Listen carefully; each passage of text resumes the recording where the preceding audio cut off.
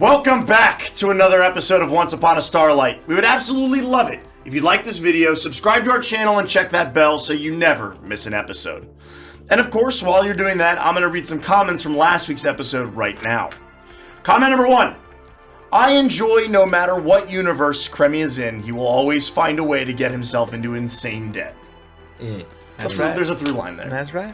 Comment number 2. Having a loud and serious conversation get immediately sidetracked by arguing about music is the most married thing that Kremi and Gideon could have done. Comment number 3. Nikki has had to do a bunch of dog imitations over the past 2 episodes. Can we give it up for her? She is just doing a damn good job. Dog sounds. And lastly, I'm no better than Blarby. If a man gave me what he claimed is the only part of his soul he could part with, I would fall head over heels for that awkward man. Well said. Well said. So as always, make sure you leave a comment below this video. Let us know what you like most about the episode, the campaign, the mechanics, and subclasses you see us using here. If you'd like to support the stream, we've got a few different ways that you can do that. You can become a channel member right here on YouTube. You can go check out our merch shop. Got a lot of great stuff over there. You can become a patron over on Patreon. It's the only way to join us for Adventures and Chill. So make sure, you get in on that. And then, of course, finally, make sure you go to neonrpg.com. You can become a VIP for our new Kickstarter, Neon Odyssey, right now. By giving us a single $1, you gain access to our VIP exclusive Discord. You also get access to a nearly 50-page playtest document that you can use with your friends right now. You also become eligible for free Sharp Edge resin dice if you back the Kickstarter when it goes live in May. It is going to be going live at 10 a.m. Eastern, May 5th. You do not want to miss our go live. You do not. I'm telling you, You don't? be there at 10 a.m. Eastern on May 5th for the launch of Neon Odyssey. But first, go to Neon RPG and become a VIP today. Thank you. Thank you. Take it away, Nikki.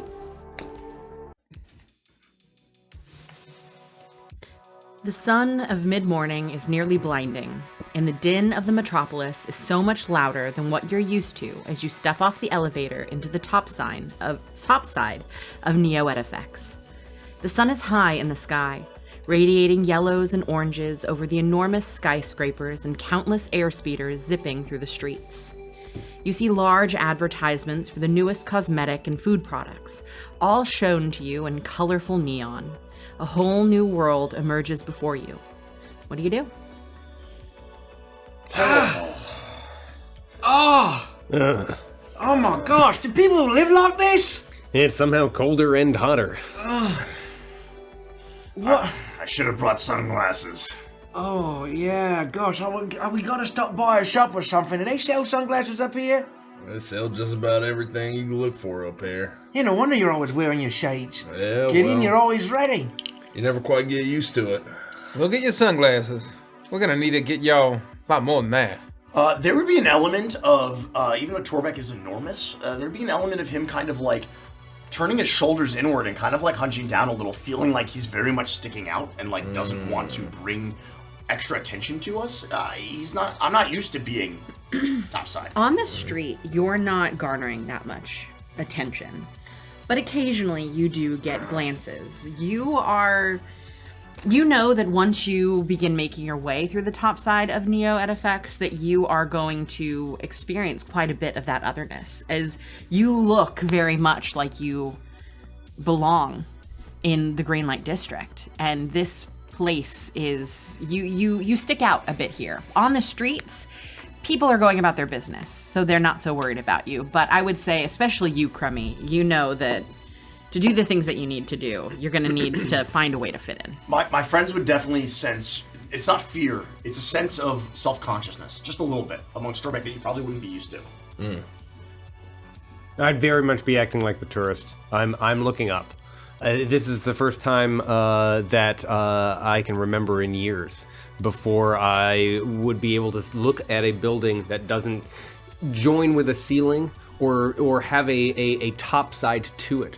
I can see the a skyline and the sky beyond it, and so I'm taking in that view. Whatever the weather happens to be, I'm absorbing every little detail because I can count on two paws how frequently I've been up above on the top layer of Neo Edifex for sure. So I'm just quietly stunned. Take it in now, fellas. It gets old quick. I don't know how you would ever get tired of this. I don't know. How do people sleep? How do people get a good night's rest with all this noise and these lights? Bit too fancy for me. They sleep well. I can guarantee you that. If you live up here, living can be good. Well, I mean, we're a few districts over, I guess, than we were supposed to be, but thankfully the hellhounds sought us through at this point. But I mean, do you know where we're heading, Mr. K? And how do we get there? Well, I mean, we gotta find my old business associate and partner, Evie Artemis. That's the plan. And it's gonna take me some time to figure out how exactly we do that, but I got some ideas. And then we'll have a chat with her and Perhaps negotiate or come to some sort of an arrangement. clear up any misunderstandings, perhaps, like say for old times. I'm gonna kill her.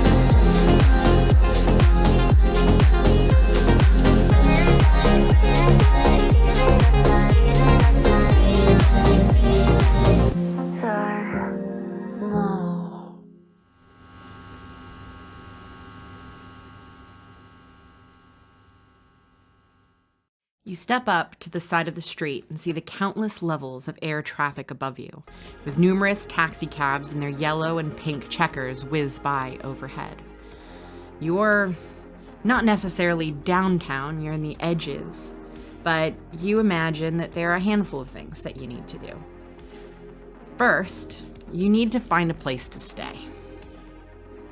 I will approach the edge of the street if I can. Mm-hmm. And when there's like a big cab that's passing, I'm gonna try to flag it down. Ah! No, that's too small. Now. There's fucking 5 of us. How do they not crash into each other? Krim, come on, you got people for this, man. Take a step back. Jeez, you got bigger arms than I do. Oh, he's gonna crash! Look out! You hail an oversized taxi to fit all of you and share a ride, leaving the rougher parts of the upper city, leaving the elevator behind. It takes over an hour to get to your destination, a large and hyper-modern hotel with chrome and glass towering high into the clouds. The word Concordia sits above the entrance. You step within and find a gleaming lobby that is miraculously clean, with various hallways and elevators to the numerous amenities of the hotel. I'm with Grickle on this. I'm not as vocal or loud as he is, but I'm definitely feeling like a twinge of overstimulated with all of this that's going on. Like, I am out of my element here. The entire cab ride, if this is like an air speeder, if I'm on the side, it takes an hour. I'm holding. oh boy. Okay, everything's fine. You're driving great. Gricko, if you're gonna throw up, don't do it in the cab. Oh no, I'm not gonna throw up. Don't worry. I'm not gonna throw up. I'm like I'm an especially green shade of blue-green compared to normal. I am looking more like Witchlight Gricko every minute. As I am, I do not, like, I'm unsettled. And I'm like, oh! And I'm sure that the caddy, after an hour of that, is fucking, like, pissed off. And I'm trying my best to keep it under control. But that's what I would have done the whole time. I'm silent. Very much the opposite of Gricko. I'm huddled against one side of the cab, stuck against the glass window, and just watching everything, absorbing as many details and as much information as I can. Looking at the people down below, the shapes and sizes of the flying vehicles as they whiz by, all of the different buildings, reading every sign. This is a buffet. And I am taking in all of the details that I've forgotten. The cab ride that you take takes about an hour, so you have time to do these things. If there's anything else that you wanted to do in the meantime. I would walk up to the front desk. You walk to the front desk, and you see that there is a man standing there behind it. He's in a suit, a very crisp, black suit, or maybe it's blue. The way the light catches it, sometimes it seems like it switches from blue to purple to black. But where you would expect a head, you see what looks to be a jar, and inside of it, this almost amorphous, globular face that's swimming around in there as he turns and looks to you. And you see a name tag. It says jar-vis. On his suit, as he looks toward you. You have a reservation. No, actually, walk in. If y'all have any suite availability. You see his amorphous head kind of move over and look between each of you, and he's very clearly he creates a nose out of this strange goo that's floating around inside of this jar, and it turns up at you as he looks from Frost and his sneakers over to Torbeck, who looks disheveled. And then the grease stains on Gideon from the mechanic work and things that he's done. He doesn't even glance towards Gricko as his eyes turn back to you. How will you be paying for your reservation, sir? We'll charge it. If you can get 2 rooms connected, some sort of shared living space. And do you have the line of credit for such a purchase? He holds up your Nex card, and it's very clear that this is a worn-down Nex card. Dealer winning. You want 2 rooms? 2, please. He takes the card, and you see as he begins to write some things down, and he types into a data pad. We have the presidential suites available on short notice. Oh, presidential suite. How about that? Those are probably pretty pricey, right? Quite. All right. I should have the limit. And he types away again. I look visibly concerned at all of this. I'm not hiding it at all. I am so out of my element. I look like I know. You can read on my face that I don't think Mr. Krabby can afford this, and I'm worried about it. The name for the room. LeCroux. Kremlin LeCroux. I'll have a hand on my ID. He looks at the ID, and then he looks back at his data pad and begins to type it in. Mum's the word. And he motions for you to put your ID away as he does what he needs to with your card. Can we assume, because it would be period appropriate, that he sets it down and puts the paper over it and does the ka-chunk? Yeah, absolutely. Oh, that's the old school charging. And then he slides forward the slip of paper for you to sign. All right. Wait a second. Well, hold on. I'm getting an alert on my app. Give me 1 second if you don't mind. I step away.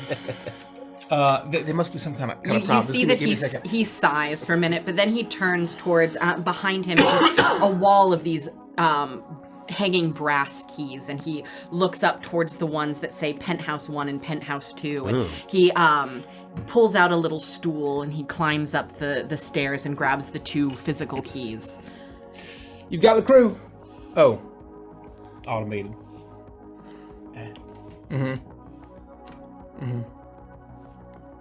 At Nexus Financial, my voice is my password.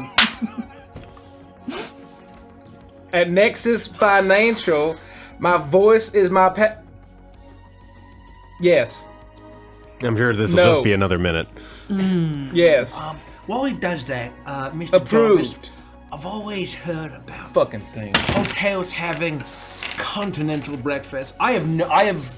Grigo's completely unaware that continental breakfast is like the lowest quality crap hotel thing. And so I'm thinking I'm being fancy. I'm just trying to make conversation. When do you start serving your continental breakfast? The dining room opens at 7 in the morning sharp. Wow. But it is not buffet style.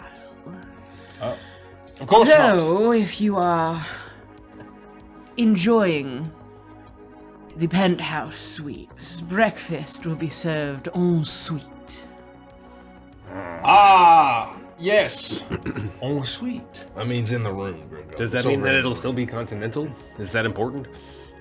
Guys, don't worry about breakfast, all right? Let's just get this figured out. I only got so much credit limit, all right, Mr. LaCroix, is there a problem? No, everything should be resolved now. So if you don't mind attempting to charge the deposit, hopefully it goes through swimmingly. He takes the original sheet and balls it up and throws it away, puts the card down, and then passes you a new slip to sign and glances down towards your phone to see if it goes off again, but there's no notification this time as you're able to sign the slip and pass it back to him.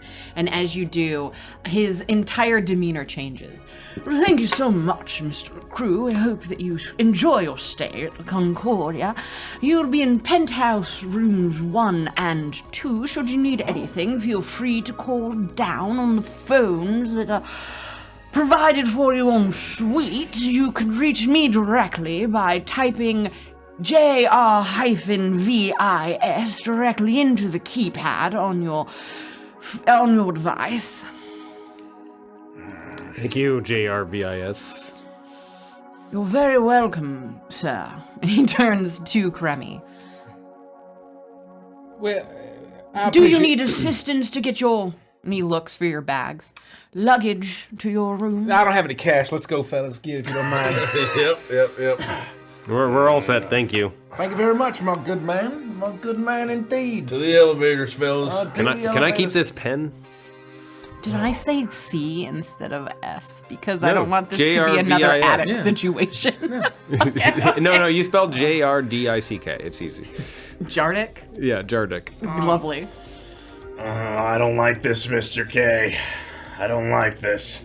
You make your way to the elevator. There's a wall of elevators along the side, and as you make your way towards it, it has the bright neon lights are the only things that are shining through on the numbers, as it's this almost sunset-like placard at the top that shows Cool. The letters all the way up to the penthouse, and as each one lights up, it's a different color of the sunset. Before landing on the palm trees, That's which sick. are the which are the symbols for the penthouse. And you call forth one of the elevators, and you step in. You're able to take the key and put it into a slot, which allows you to press the little palm tree button that will take you up to the penthouse. And you're able to do that. It's a smooth ride on this elevator. You're used to the elevators in the Greenlight district and how rickety and rocking they are, and this is perfectly smooth. A gentle jazz is playing in the speakers, and every time you reach a new floor, there's a soft robotic voice. Floor 1. Floor 2. Before eventually making your way all the way to the top. Penthouse 1. Please disembark. Does the elevator open to the penthouse in a really cool manner that I really want? Absolutely. It opens, and gosh. immediately That's you're met expensive. with a long That's hallway. expensive. You're met with a long hallway, marble floors that reflect the lights coming in from a wall that is just pure window looking out to nothing but a sea of a neon dawn.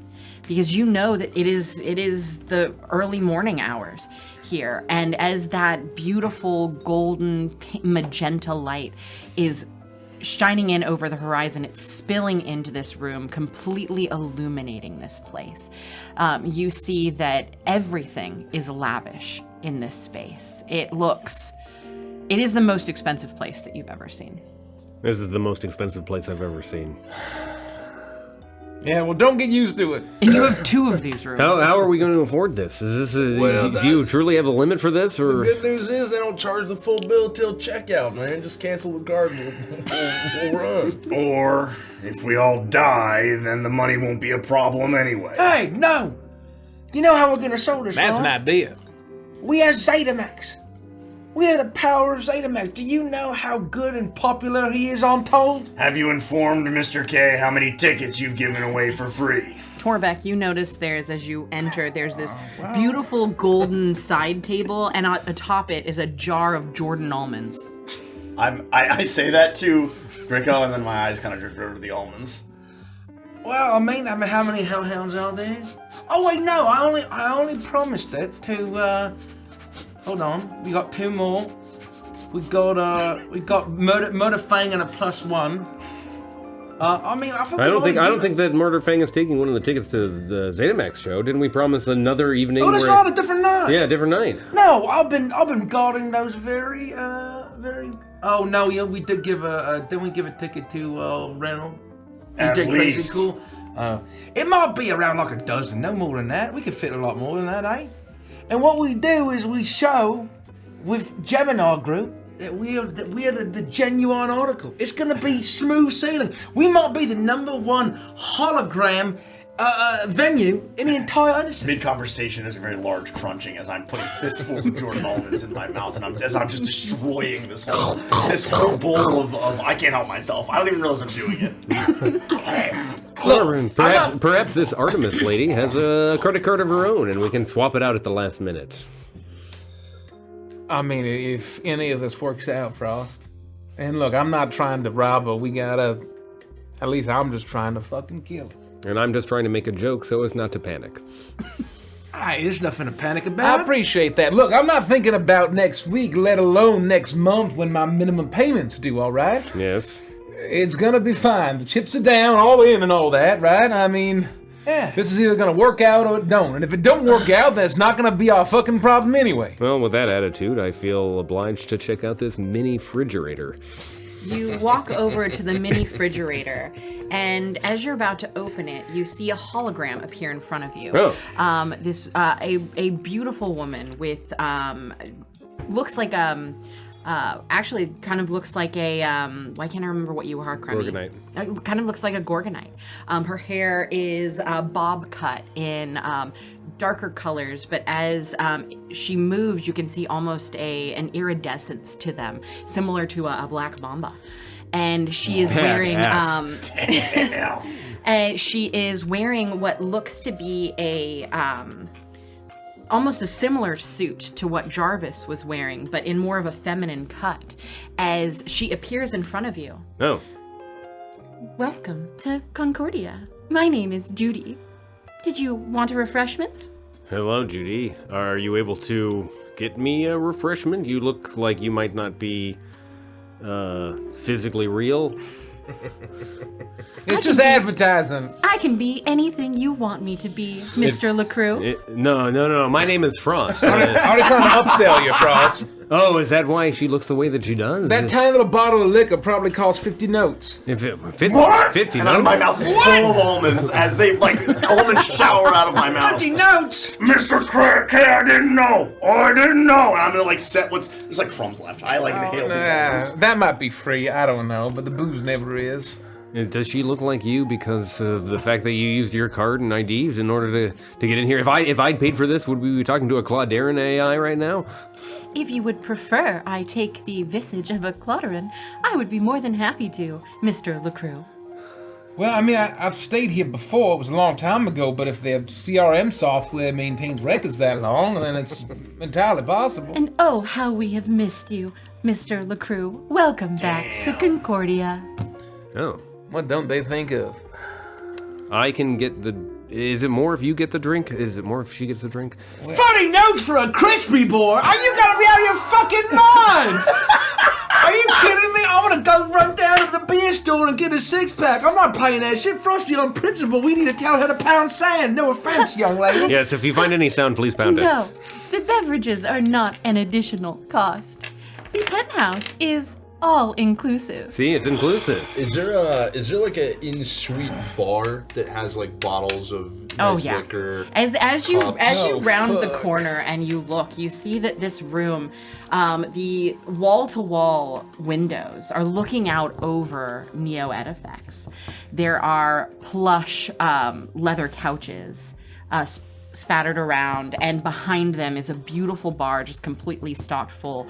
A white baby grand, the equivalent of a white baby grand piano, is off to the side.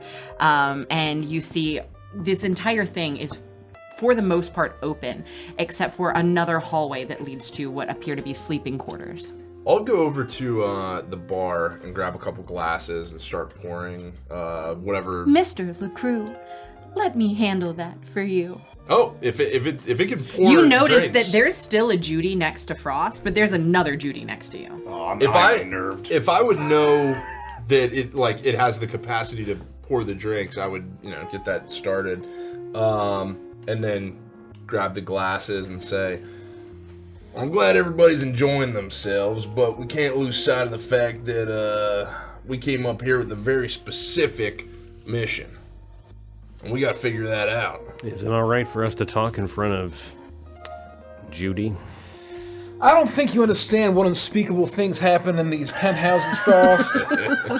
You're not sure how it works, but Judy is, somehow. Whether she's truly a hologram or something else, it's hard to tell, but she is able to pour drinks and pass out drinks. Any whim that you have, she seems to be capable of handling.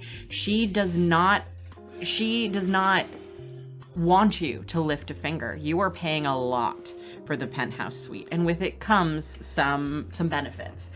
But she seems to have selective hearing, and as you start to talk about things, you notice that she very clearly is not paying attention. She goes about cleaning and sometimes just disappears altogether. There's no place more tight-lipped than a high-end hotel. And that's why we're springing for it. If this was maybe like a, premium tier or below, maybe even select service, they might be fucking cameras and microphones everywhere. This place, no shot. Is it really all true what they say? I heard some lads that would just, say the craziest things about what rich folks do up here. Things like on topside, at these fancy hotels or in their mansions or penthouse suites. Things about eating longworm and all sorts of crazy cults. As you say this, a plate of longworm appears on the table in front of you. Longworm, Mr. LeCroux? No, we don't need And then no she longworm. quickly disappears. What the fuck is longworm?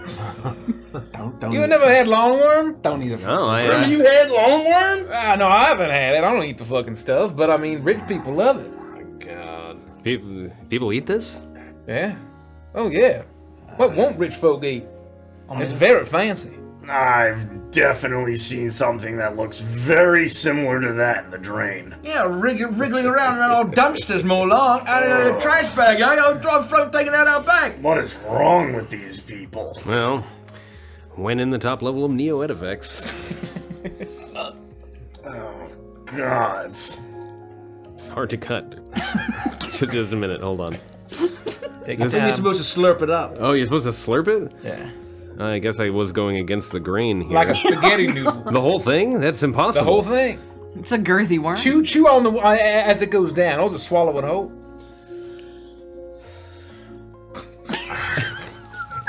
Jesus. What does it taste like, Frost? Oh.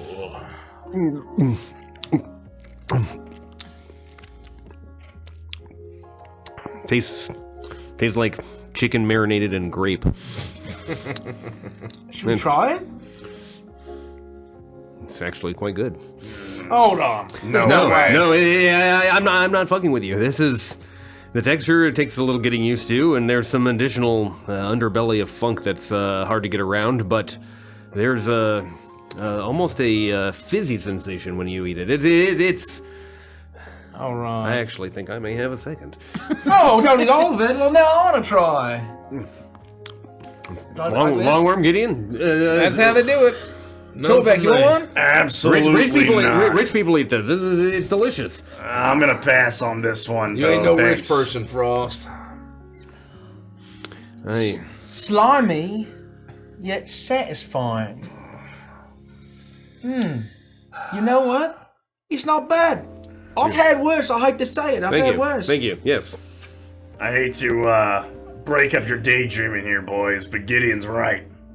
We gotta have a conversation about this. I mean, how well guarded is this woman? Does she walk around with a personal security detail? How are we gonna find her? We can't just walk into Chimera headquarters, start shooting people. Obviously not. That'd be ridiculous.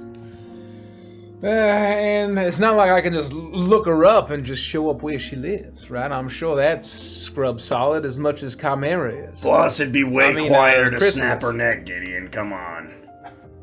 Sure. Well, look, we don't have to decide on the method just yet. But it's been a long time. It's been 15 years. But she and I always used to go to a jazz club after work. Almost every night. And maybe things have changed. Maybe she's lost taste for jazz, or, just doesn't have the time or interest in it anymore. But I think that's as good a place to start looking. All right, we've got a lead. We're like proper detectives, eh? We've definitely found That's other right. people with less. But y'all can't show up there looking like this. All right? Hey, look like what?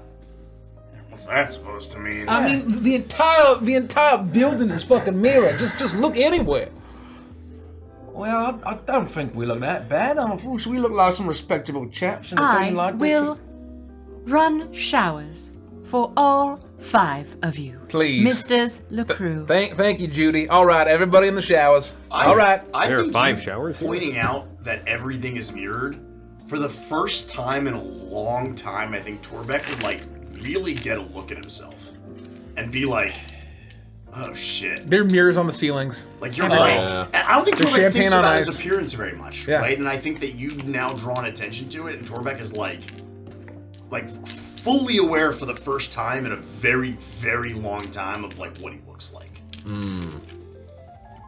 Look, Dan, in the Undercity, this is all fine, right? I mean, people dress however they want. And this kind of fits in, with the vibe. But up here, there's a way you gotta look.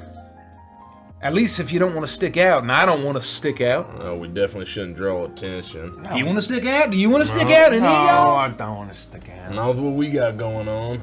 Well, I guess I've already eaten a longworm, so I mean, what's the, Well, we just tell Judy we need new clothes, or what's the?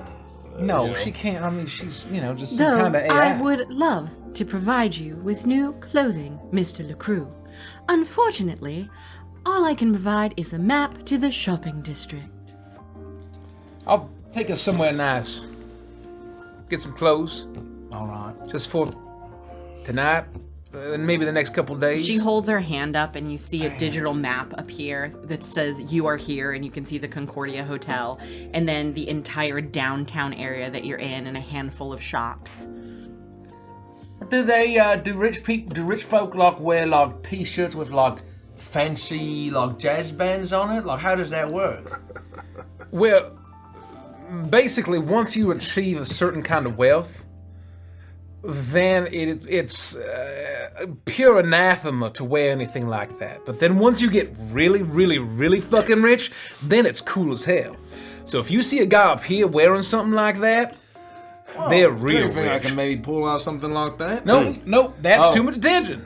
Oh, that's Then you right. become a mark. Everybody's gonna Oh, think you're a that's fucking right, billionaire. No that's shot, right. no way.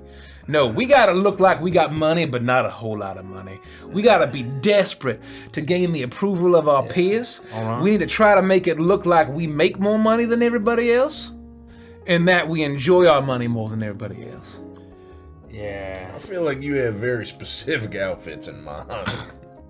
I certainly do, Gid. I certainly do. All right. I would appreciate I'm your gonna go assistance. get cleaned up. Mr. Kremmy, Well, I mean, if we survive this, the credit card statement's gonna give us a collective heart attack anyway. Heated robes will be available on the back of the doors upon exit. Please enjoy your shower, Heated Mr. robes. LaCroix. Hey, how about that? This is nice. It's a shame that Mila couldn't come. I think she would have loved this place. And hey, Frosty, after this is all over, maybe you could take Blobby here for a nice weekend getaway, eh? Hey, I think she If would I could very ever afford appreciate it, I would be happy to. That Probably a does nice sound very nice. I'm sure she would enjoy the A nice amenities. suite for two. They probably got like crazy ass hot tubs in the room, right next to the bed. I bet. That sounds kind of nice. I'm gonna go get cleaned up. He's got to ask her out one gonna go time get- before I'm gonna he go takes her clean- to the clean up. presidential suite in the up top. I guarantee you, Frosty, if you asked, she would say yes right away. Perhaps. what I'm saying. Perhaps. How about this, Frost, as some motivation? Look, if we survive all this, and Zetamax hologram show goes all well, I'll pay for it. You'll pay for. I'll pay for one night.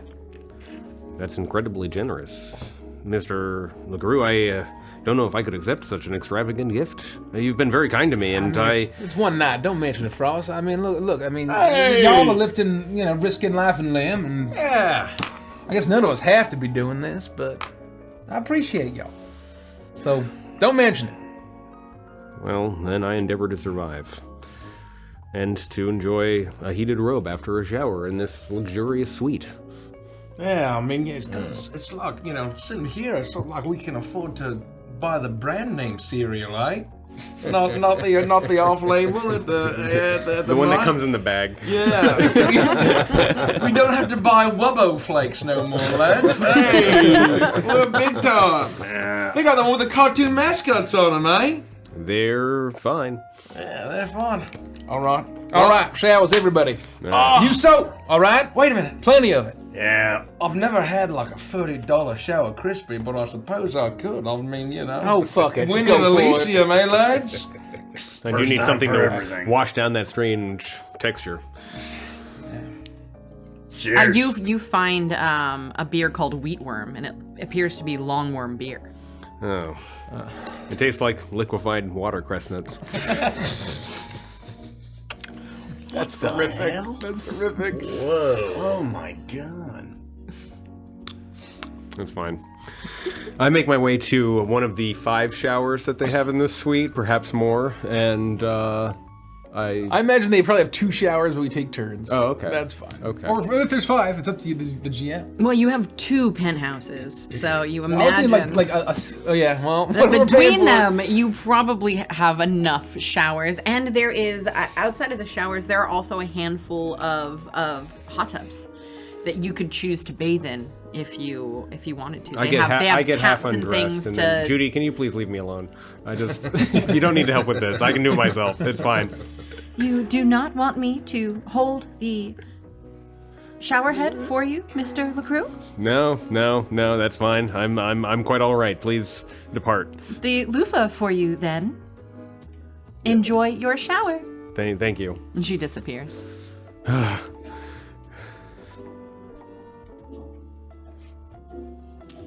I'll let everyone else begin their showers, and I want to sit down at whatever terminal or touchscreen or whatever that she showed the shopping district at. And I'm just gonna kind of like swipe around and see. It's been 15 years. I'm sure Natural Wonders is definitely closed. There's Natural Wonders is Although definitely maybe time period's still open, I don't know. Yeah. So, but this is, I feel like things have changed, right? It's been 15 years since I've been up here. I want to see if there's any stores that I recognize that might be open that I feel like I could buy clothes for everybody. I will say you don't see any that you recognize, but you do see a strip that you remember being incredibly wealthy shopping. It's where people people would go if they needed to buy a gift for their boss, or if they had important anniversaries and they needed to give something to wealthy partners. And you see that there is a store there called Henry's that appears to be a tailoring shop. And you imagine if there's any place that you're going to get expensive clothing at the very least, that this could potentially be it. The benefit is that it also appears to be a tailoring shop and salon. This'll do. I'm gonna hit the little button that's like the box with the arrow kind of sticking up from it, and I'm gonna click it, and then like some buttons will appear, and Gideon's face will be one, and I'll send basically the location and pin to him so that he can get directions. You do that easily. And then I'll take a shower and get ready. You are not rushing. You know that this is something that needs to get done soon, but this is the first time that as a unit you've been able to experience something like this, and there's a little bit of a want to relax into it and not rush too much. Though you need to get these things. You enjoy your shower, and though you could have taken a shower in 15 minutes, you all take a little bit longer than you expect. Your muscles are aching, you're exhausted, you're both physically and mentally overwhelmed. And this is a little bit of peace and quiet and relaxation that you did not realize you needed so much. But after a couple of hours, you are all clean and fresh, and hanging out as Judy plays some fun nighttime music in the living area of the suite. You all eventually find yourselves back here, not at least clean and a little less haggard. We're not going to the discotheque. Whoever turned this song on. Was that you, Judy? Judy, how could you? I only play the music that is requested of me, Mr. LeCroux. Come on, I thought it was a little swanky if we're gonna be like rich folk, Well, it's eh? certainly shopping montage music. All right, put it back on. That's fine. That's fine. Well, let's save it for when we get to the shopping montage. Little LeCroux has great taste in music. Oh, I don't know why you need to say little. I'm actually quite above average hot for a Globlin. Thank you very much. Rico, I think it thinks you're Mr. K's son. What? You I'm older are than Cremmy. you are very tall, little LeCroux, and quite a big boy. Uh-oh. All right, fellas, let's go shopping. I don't think I've ever been this clean. I feel fantastic. I'll send you the pin if you want to lead us there. I got it. Some yeah. place called Henry's. I think it'll do us fine. Well, it's walkable.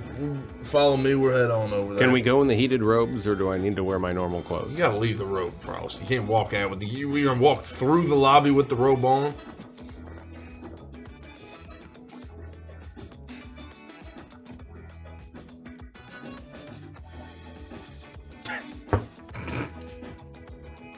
All right, let's go. All right, let's go. All right. Lead the way, kid. Here we go. You make your way out of the penthouse, into the elevator, down into the lobby, and out into the streets of Neo Edifex. You again hail a taxi. Let them know you're headed to Henry's. They know immediately where that is, though the cabbie looks at you a little skeptically. Don't look like the type of people that would be shopping at Henry's, but you did just come out of Concordia, so I guess that tracks as you begin to make your way. It takes 15 minutes from here via the cab. Pretty close. You arrive in the nearby shopping district, and you step out at a beautiful establishment called Henry's Boutique.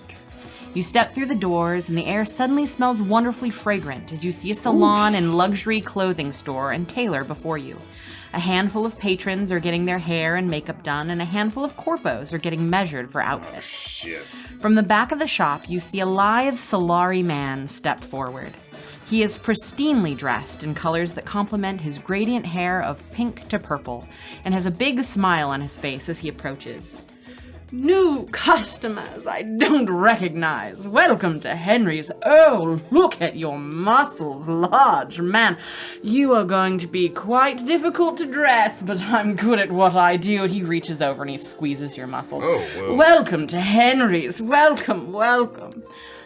You must all be looking for new attire. Yeah, we need 5 outfits, and you can. Yes. Don't mind what we're currently wearing. We just got off a gig. We're actually a cover band for the Metropolis folk, and that's why we look so eclectic and mixed up. But we're looking for some nice clothes. You are going to require extensive measurements to fit a physique such as yours. I'll have to take you to the back, personally. Well, you can't just do it out here with everybody else? No. I'm not shy. For your modesty, it's best if we do this in the back. Wait, hold on. For the rest of how you- immodest are we talking? You'll be fine. Your petite frame is quite average. I'm sure we have something on the rack. Ain't nothing average about his petite frame, all right? It's extremely above average, I'll have you know. It's convenient to be able to walk in any store and buy something. Yeah, it's very hard to buy off the rack. Not that I would buy off the rack. Yes, everything's custom. Huh? You will be very yeah. easy to dress, but you, with those muscles, we're going to need something. We're going to need something crafted for you and you alone. All right, come on, Torbeck. I guess we got to go to the back. I think we all need something crafted, Henry. I appreciate it. Oh no, I believe for you specifically, I'm sure that one of my assistants can help you find something simple. Well, how can I trust your assistant's taste? What if it's tacky? I would never let you walk out of here in something tacky. And he looks down I'll at be the the judge of outfit that. you're wearing now, and you see as his nose curls up. Oh, my God. Gideon makes a good point. Should I also join you two in the back? I'm like massive. Torbeck is, I think, bigger than I am. I'm so sorry. Torbeck is built like a 60 cigarette vending machine. He looks between the two of you. We have a no pet policy. Pet? Oh, you speak. Oh, yes. I'm so sorry. I thought you were... Yes. No. Wow. You're a person in there. Yes, I'm a person. You can't just say that, Henry. Whoa, what the Henry? We need to get you That's to the extremely salon. offensive. What the hell? There's nothing offensive in Henry. What, you don't have Leica up here? Mr. K, I told you I didn't like this. Oh no, we do. And he looks over and you see this beautifully coiffed poodle Leica sitting there getting her nails done as someone behind her is like crafting her curls and fixing a bow perfectly to her head. She looks over at Torbeck and oddly enough, she smiles at you and like flushes and then continues to get her nails done. I'm incredibly disgruntled. Well, I don't disagree that he probably needs a deep conditioning, but, you know, are we gonna... Should we do styling first, or should we do clothes first? Well, I think that styling the four of you is probably our... We should start there. You are going to need to get measured first.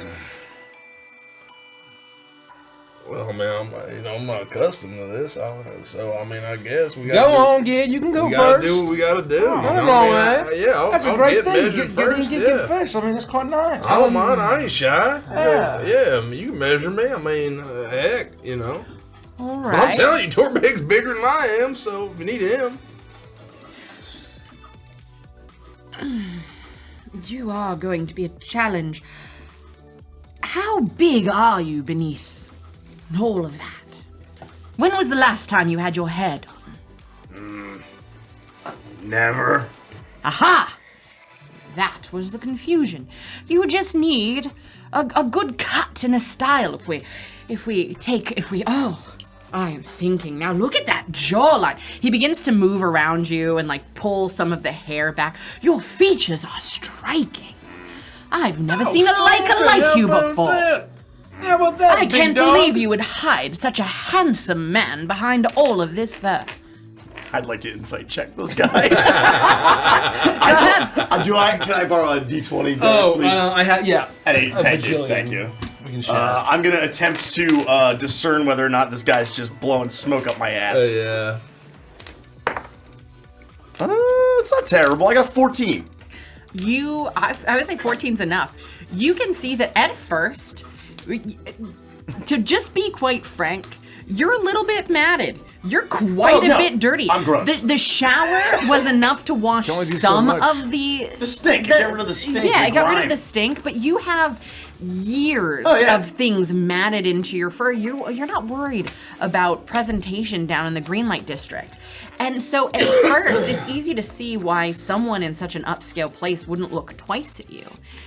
But as he's up closer to you and he begins to see what he's working with, he genuinely believes that there's a lot of potential with just a little work. That's all that's necessary. I soften up a little bit, but I'm more angry about just being topside than I am at this guy in particular. This guy's kind of a dick. Yeah, he's not nice. No, he's he's definitely not not my nice. friend, but I'm not as eager to peel him apart like a jackfruit. Oh my god. Golly. No, there is so much potential for you. Just so much. Very tall. I too love a tall man. Well, let's just get this over. Broad. Very broad. Oh, look at that. Y'all have you know that this guy's top dog. T-shirt. That's a choice. Thank you very much. I thought it was quite nice. It's for the gigs, you know. And you will be paying... You take credit, presumably next card. Yes, we do require 50% deposit before any services are rendered. All For right. new clients, of course. Well, I'll take, I don't know, 5 haircuts and 5 outfits. Just haircuts. I think you should really do the head-to-toe spa experience. What does that do? Oh, by the gods. Let me tell you. Are people going to be touching our feet? Yes, absolutely. Oh my goodness. Yeah. I kind of like that. No. No, thank you. Really? And you see as four oozoids that look like bubbles. They look like shower bubbles. That's awesome. Bounce towards you wearing these cute little outfits, and they have these little aprons that are filled with hair cutting shears and little razor blades for trimming, but they also have these little holsters that contain all sorts of things for pedicures, manicures, facials, basically any spa treatment that you could imagine. Well, This is Bubbles, Bubbly, and Bubs. all right, well. Ladies, it's a pleasure. Why don't we stop maybe like breastbone? So we'll do the hands and we'll do the face and we'll do the hair, but I don't think we need to do toes. Really? And he looks down at Gricko's feet. Are you absolutely Oh, he's wearing I'm shoes. wearing boots. I mean, you know, it's But part of the boots are cracked open. You can see one long toenail just like curving over the well, side. funny enough, your boots don't look like these. Are you really working? You know what I mean? It might be. All right, fuck it. We'll do the full package. Does that come with some kind of discount on the clothes? No, but you each get a glass of champagne. All right, I'll take it. Oh, well, All thank right. you very much, Well. Henry. Yeah, he's a nice fella. Yeah, all things considered, he's very nice to get in. He's quite a nice guy. Well, for the four of you, I will have you go with the Bubbles, and they will get you taken care of with your head-to-toe body makeovers. wow. Thank you. Well, I take you to the back, and we get you measured for your custom suit, and then we'll swap places. All right, Henry. Sounds like a plan. I guess I didn't know it'd be so hard to handle. I'll but- take a bottle for us. And he grabs a bottle. I mean, I get thirsty, but Follow me. How about that? Good luck, Gid. And as I'm sort of turning and passing, I'll just say, Gid, just take it easy. We only need to do one murder tonight. All right. okay, yeah. All right, just one. Just the one. And What are you worried about? And back with that, you go to the back with Henry, and he is completely professional. I mean, as professional as an asshole can be. But he is He checks the inseam a few times. He checks the inseam a few times. He has to remeasure Henry, I some think places. you got the pants. Man. I think we're good on pants. Ooh, I got my tape measure. Let me get it again. My Oh, I spectacles. forgot to write it down. I need to God, Henry, try at this again. point, take one or two more and might as well finish. Turn your head and cough. But aside from that, he does the best that he can to get your measurements, all the while just exclaiming how large your biceps are and how many abs is that? I'm gonna need to count a second time to make sure that the coat fits right. But all the while, he definitely takes a little bit longer as you enjoy, as you share a bottle of champagne with him. The rest of you spend your time with the bubbles. Each one of them takes you to a chair, and they start with your feet. They start with your head. It really is head to toe, where you get a cut and a facial. You get a shoulder massage. You ending with a pedicure. And by the time that you're done with all of this, you feel incredibly refreshed, even more so than before. You feel like there's something in this bubbly that's just kind of loosening you up a little bit. I would have, if possible, as I sit down in the chair with whichever bubble I got. I don't know. Bubs for you. Yeah, Bubs. Okay. I would have just, mentioned to them, kind of softly, like, please don't take too much off. There's a lot of scarring. Don't worry. I'll make sure you look handsome as possible by the time you're done. Thank you. You really have such an incredible jawline. And she reaches over and she kind of turns your head towards her and she looks at you and she goes, I do this for a living. I'll make sure that anything that you don't want seen is hidden and everything that you want to feature is highlighted. Okay, I'm trusting you. And she proceeds then to trim and cut. And you notice that by the time that you're done, she hands you a mirror so that you can look at yourself. And she has shaped the hair around your face so you can see yourself in a way you never had before. You look for all the scars that you know are there, and she has shaped it in a way that every single scar is hidden. I think even as objectively nice as we all might look, I think it would still be very unsettling to see myself like this. Oh, yeah. I would say even almost more so to see yourself like this than to see yourself a little grungier. You've never really seen yourself cleaned up. And it's almost like when Derek shaved his face and we were horrified. Yeah. I am doing everything in my power to not Derek always betray any internal feelings that I'm having about it. And especially because I don't want to hurt this person's feelings after they've spent all the time trying to, And so you do your best. I don't say much. I'm just trying not to betray any internal feelings. She seems incredibly happy with her work, but all of you end up looking spectacular. It would be like in video games when you clean your, like in World of Warcraft when hunters would clean their pets and they get the little sparkles around them and they would start to shimmer.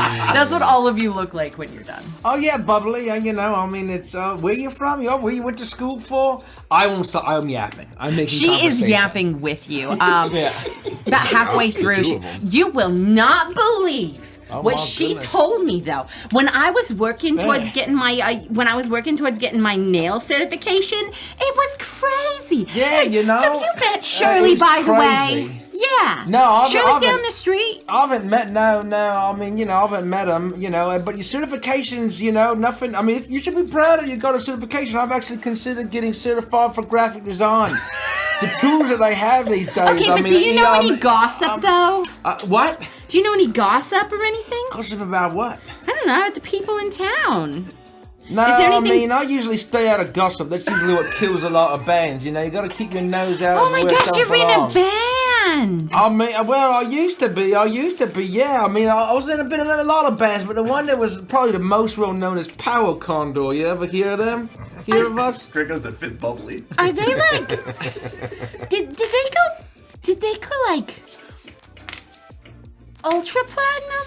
No, we just had a pretty good circuit in the bars. Were you the band that opened for Zenimax? No, we was, we was a rock band, and we. Wait, were you the band that Zenimax was in before he became Zenimax? No, I never met Zenimax, but we had a couple, we had a pretty loyal group. I would post on, the message boards, and people would say, and they bought a merch, and we made our own merch. It was pretty nice, I'm sorry, huh? Oh, it was great. We had this song. I just keep going. And you do. And she slowly gets into a rhythm with you where she is learning how to respond to you, realizing you don't want the gossip, but she's a talker just like you are, and the two of you are able to fall into a nice camaraderie. Oh, you just give me the gauze on what colors you want for all of this, and I'll make it work. You just give me some guidance. You look very glam rock by the end of it. Oh yeah, I'll have completely near white, blonde, perfectly feathered. Oh yeah, hair. It's spectacular. It's exactly what it is. Just a little bit of eyeliner, not enough to be like garish, but enough to really make your eyes pop out. Yeah.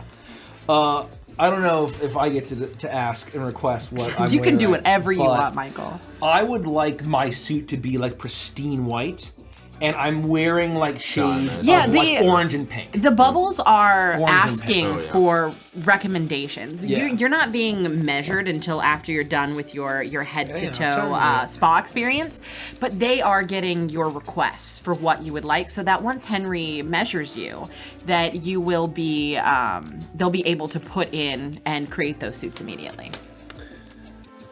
Grammy, this is incredible. Is this what it's like to feel wealthy? To feel like we all the time? I mean, it gets old after a while, you know. How good it?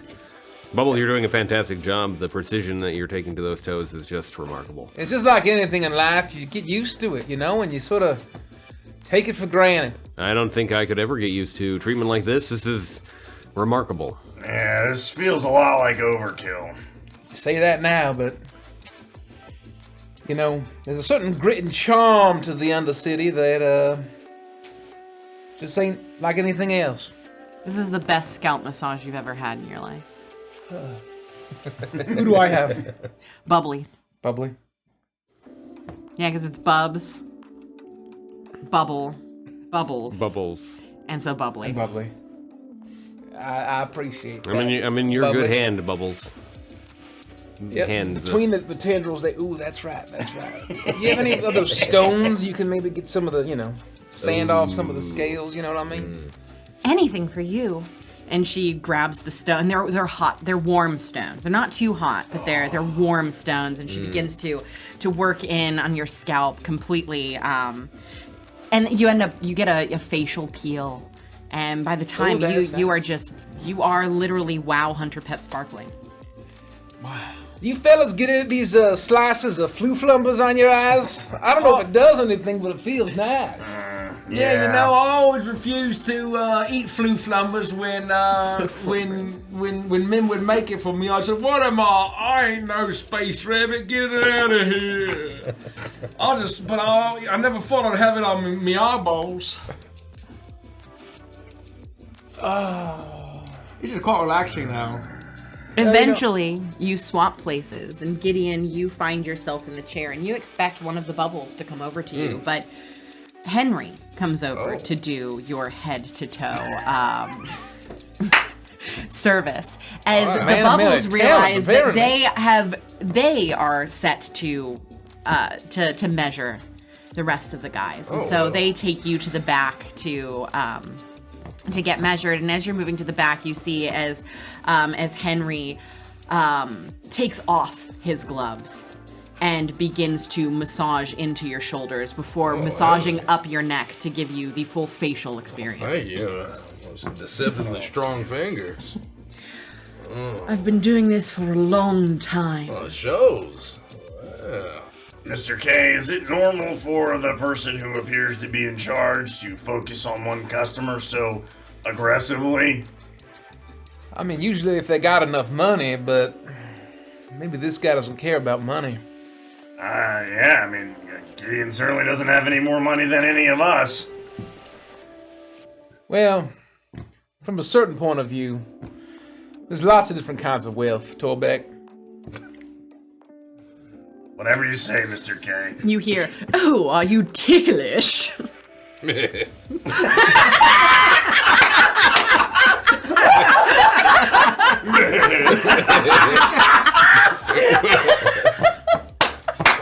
Henry, is this normal? Henry really is so friendly. He's a friendly chap, this Henry. That guy's, he's an ass. I like the cut of his jib. He's quite friendly. I know y'all didn't get off to the right foot, but look how friendly he is. Oh, I got a little wet on the upper pectoral, but that's fine, man. I mean, I can dry that off. It's all right. I'll get that for you. And he reaches all the way around to slowly rub your upper chest and dry it off for you.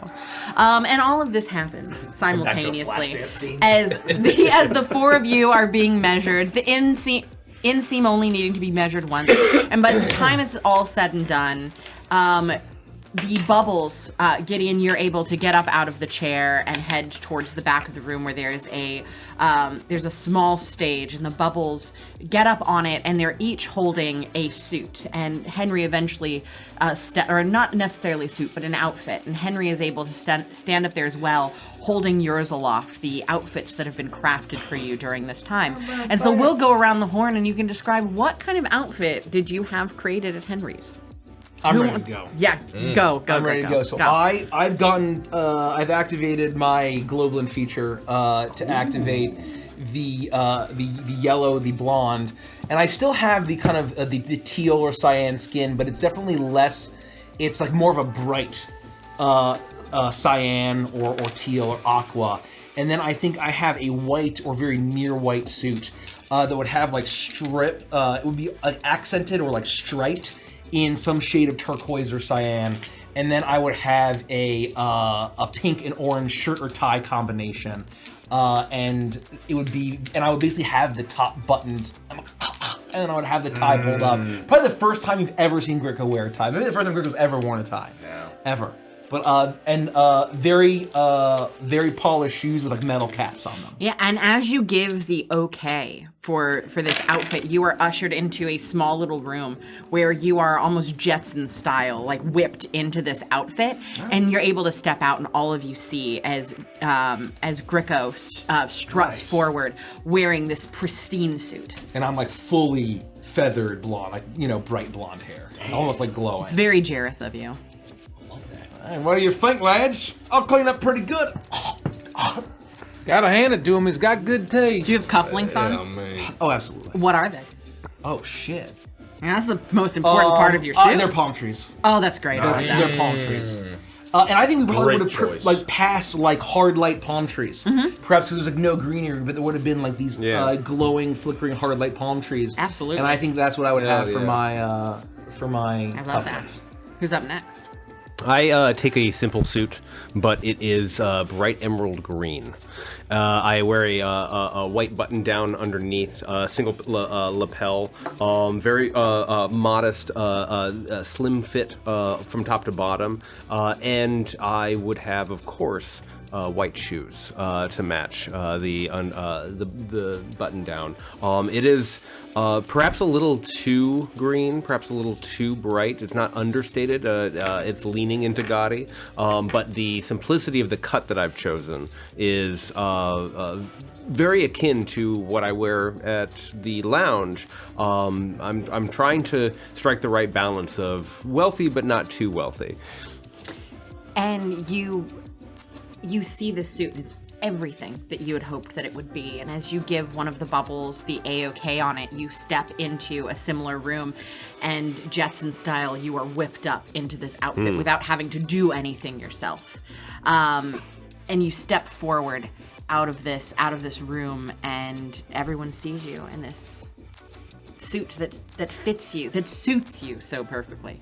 Well, gentlemen, I think the fit is correct. The question is, have we achieved our goal? For you, I mean, the goal was to lay low, but god damn, I mean, rich people love gaudy stuff, so I think you might just fit right in. Do you have cufflinks? Of course. What are they?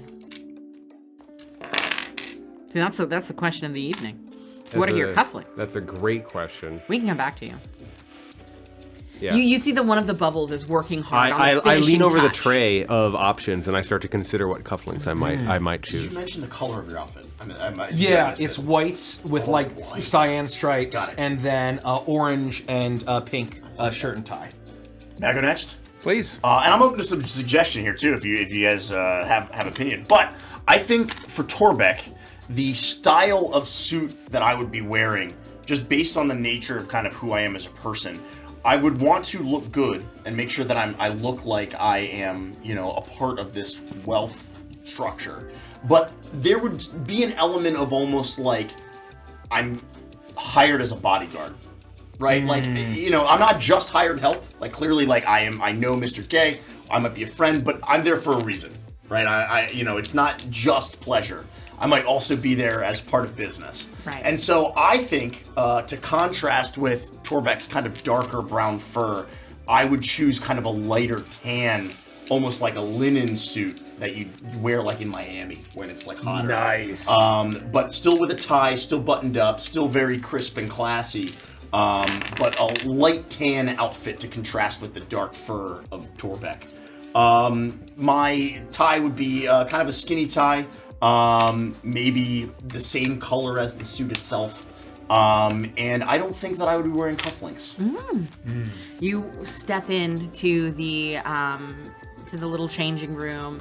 It works its magic, and you step out wearing this exact outfit. And it is tailored to you perfectly. It accentuates the new cut that you're wearing. And as you move around, you see that it hides everything that you want to hide.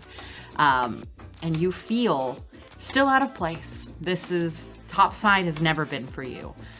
But out of place in a different way, where you know that you look like you fit in, even if you don't feel like this is where you belong. I don't know if you've ever seen like bodybuilders or like NFL linebackers when they're like at the draft. Exactly right. Massive like boxy suits. Yeah. That's kind of what it would have to be to fit over Torbeck's like insane massive frame.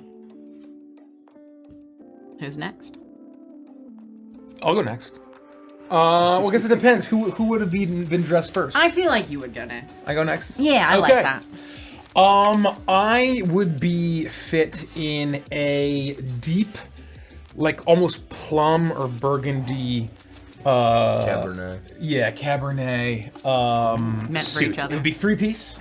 So, and this is all like velvet. No, of course. In the classic jazz club, the lapel will be black, satin. And I would be wearing a black shirt.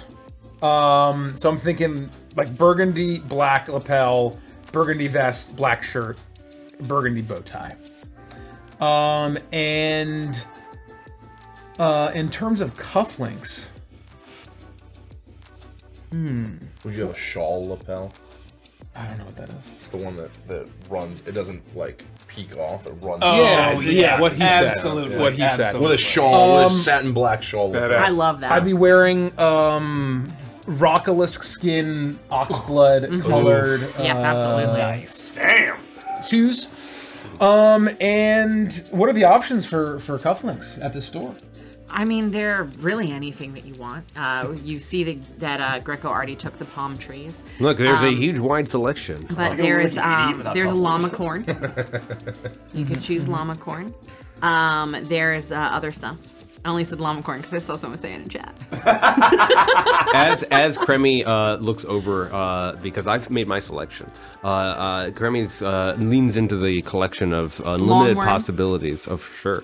I've chosen an abstract shape for my lapels. I noticed that Memphis. these two small lapels have kind of an oval shape to them, sort of straight with rounded ends. And one is a very rich magenta, and the other is a very, very bright neon green. And the fact that they have almost a small like glow to them, they seem to emit a small amount of light, draws me to them. I, on a conscious level, don't make the association, but if you looked at them from the right angle, they would look like pills from my bottle. Synth Sun. Ooh. Something evocative of Starlight. Oh. The Starlight. Notes. Oh yeah, the note symbol is a strong choice. That's exactly what I do. The notes. Given that there's the musical tie to it, we're going to a jazz club. As a fan of jazz myself, I would see the note symbol and be like, this is perfect for an entrepreneur such as myself. And I will put them in. You step out of the changing room. You place the the cufflinks on, and you look like you fit right in. What do you think, Yeah. fellas? Yeah, Not what too if bad. I clean up good, huh? And you look You sure do. very similar to how you always look. You dress up like this all the time, but I But will it's agree different. that that's a very fine outfit. does have a- This is a different. No, he cut. looks great. It's got a different je ne sais quoi, different joie de vivre, you might say, eh? Yeah. When but- I'm down in the Undercity, I go for a bit more of like a diesel punk vibe. This is a little more, you know, And that's upper business. crust. This is pleasure. I feel like You like we're it, Gian? I feel yeah, like we're all man, you matching a looking little sharp, bit, man. lads. We know. They did Why do we you never right. match? We never match. You all look fantastic, but you are going to need a little bit of personal assistance. So Yeah, go get changed, Gid. Come on, we you, don't got all see day. that he's got a black garment bag slung over his shoulder. I've got your suit. Just follow me into the larger room. And he opens up a door and he winks at you and ushers you in. Just over here.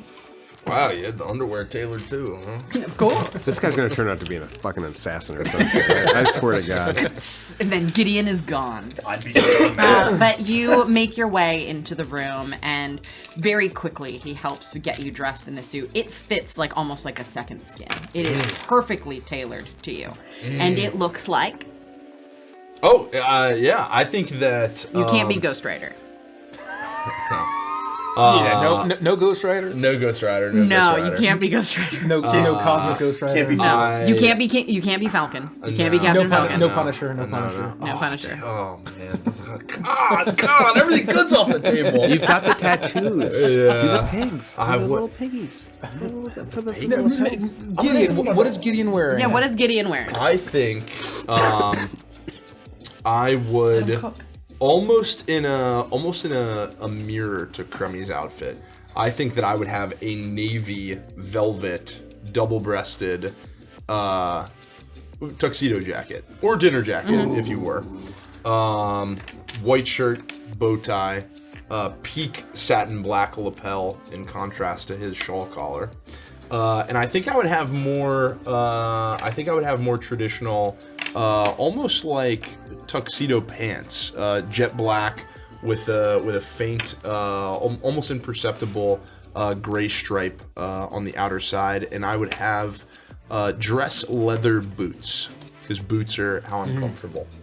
Nice. And that's what I would be wearing. That's what I think. Cufflinks? Great choice. I think similar to Torbeck. I don't think I would have cufflinks. Okay. As As long as it's not like an insane thing that I said. I wouldn't. no, No, not at all. no No, cuff. no, I just no, want to no. make I sure I'm wouldn't not go. like crazy. Torbeck doesn't Torbeck go- and I are not going for the space French cuff. Right. We're traditional tuxedo cuff. And you, Henry finishes putting you in this outfit. He steps back. An absolute masterpiece. Some of my finest work. And he reaches Oh, thank into you. his trouser pocket and he pulls out a really pristine black business card. And he pulls randomly a fountain pen out of his other pocket. And he writes something on it and sticks it into the front pocket on your coat. Should you ever need adjustments. Well, I appreciate that, Henry. I mean, I gotta say, I wasn't sure about all this.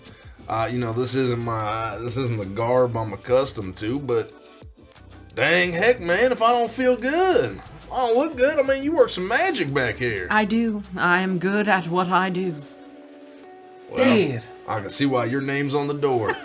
Yes. Now let us go show your friends. Oh. And he puts emphasis on the word friend as he opens the door and ushers you out. I walk out, left hand in my pocket. I look to the left. My right foot goes out to the right. I strike a pose. What do you guys think? Yeah. You know, you never let me dress you like this than back at home. Well, you never offered, man. Look at this. I feel like I mentioned it once or twice, and you acted like I was insane. Oh, Bubbles, look at them. And you see as the four bubbles fan out behind Henry, and he's standing there. He's also sparkling like a Wow's hunter pet as he flashes a smile at all of you. My greatest work. From rags to riches. They're beautiful. Applause! And they all begin to clap. And then they step back into the shadows for the rest of the session. Thank you, Bubbles. Very funny. Thank you so much. Where the fuck did the bubbles go? Well, I'll see you. See you. But you are all standing here. The rest of the salon and and tailor shop is absolutely bustling, but you are all standing here looking at each other. I hate to say it, Henry. Damn, you're good. He steps out of the shadows. Yes, I am. I'm the best in Neo-Edifix. And you will understand why the bill is so high. Your next card, please. Yeah, don't even show me. Just take the card. Yeah, look, we kind of match but opposites, right? Like I'm loving it, man. like fire and ice, oh, two sides of the same handsome coin. like huh? red versus blue. You know what I mean? Exactly. Hell yeah. It's gonna be a shame when we have to return these. No, what are you talking about, man? Are we not just renting these for the day? Bought clothes. We Frosty. don't do rentals. And then he goes back into the Yeah, that's just not a thing that rich people do, Frost. You're attacking it, I hate you.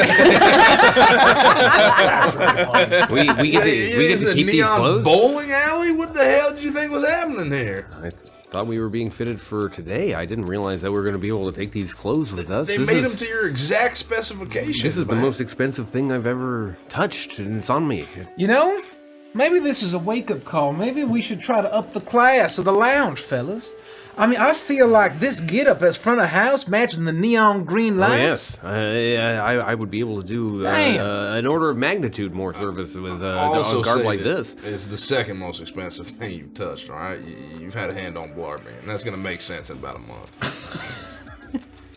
I'm not sure what you mean by that, but I That's very funny. feel very good. I know what you mean. You'll get that when you're alone. Man. Oh, Frosty. You have no idea how true that is. Oh, that is. Yeah, that is. Yeah, but at least now you got a nice suit. Say so. goodbye to your paychecks, lad. And who's gonna fuck with that guy? Look at him. Nobody. They somehow managed to make you look sophisticated, handsome, and still intimidating. All right. Just give it to me straight, Mr. K. Is this gonna work then? Did we pull this off? Are we gonna be able to blend in? Well, we're a step above the metropolis folk, but I feel like, you know, being a little eclectic at a jazz club, nothing wrong with that. Oh, exactly right. Hell yeah, boys. I think we look quite nice, lads. I don't think I'll ever get used to catching a glimpse of myself now. I feel like I can feel a breeze on my face. It looks good. I feel like I could be a member you. of Yeah, oh baby tonight. You know what I mean, lads? Hey, boys. I gotta say, man, you clean up nice, Gricko. You're looking sharp. That's what I didn't expect it, but you know, Mem was always telling me that I would, if I dress a little better, I'd feel a little better. Maybe she was right. Maybe. Once again, we can't lose sight of who we are. We don't want to change the Starlight. People down in the Greenlight district come there for community and neighborhood. We shouldn't have to tell them to go up to the upper city and buy this fancy stuff. We're here for a jump. It's gonna be And it's for the jump. it's gonna be a real damn shame if we get blood all over these. Well, no, that's not gonna be our style, fellas. We're gonna do it all stealthy like. No blood. All right. Oh, that's good. I can't fit the belt around this thing, so. Up to you. I mean the utility belt, Torbeck. All right? Torbeck Stoneface. Hated not so much. Torbeck, quit laughing so much, man. I mean, All right. So what you're saying is that as long as you wear that outfit, you can't mechanically access your subclass features. yeah, narratively, but if stuff pops off, I'll retract that. Very good. Very I like good. that. This spa day has taken the majority of the day, and as you look outside, you see that twilight has descended on Neo-Edifix, and that you imagine that it's, by the time it would take you to get there, it's around the perfect time to go to the place that you know, Crummy, that your previous business partner and you used to frequent after work. Hey, it's a little early to be getting there, but I think, you know, we can have a couple drinks. Oh yeah, how about that? Is there any risk of you being there and her spotting you and perhaps running, or would she treat you like an ally, a friend? I don't know the answer to that, Frost, but I think My point is, should we hide you? Should we try to do the scouting ourselves so that you can confront her if we find her. Well, if we get in there early enough, I mean, maybe seats are available. We just find one in a corner away from the door. Strategic seating. Gideon's right. I haven't made that decision yet. All right. Her recognizing me might be our in. But maybe not. I think, why don't we get there? Let's just try to lay low. It's not like she's going to glance and go, oh, hey, it's that guy from 15 years ago. I mean, That's some time. I was a different man back then. Well, I'm hoping she don't recognize me. Well, only one way to find out. 15 years ago, I was struggling to find food on the streets of the Greenlight district. This is a far cry from that as well. I'm sure it's very strange to be back here and dealing with all of the pressures that you're under from me. Thank you for the suit. I Yeah, thanks, very much Mr. appreciate Kane. your generosity. I've never had a gift this expensive, I think, in my whole life. Yeah, well, don't mention it, fellas. And better make sure this hologram show goes well. Still thirded. I know that we're not exactly the types to be used to this kind of thing, and even if I never get used to it, I still want you to know our gratitude.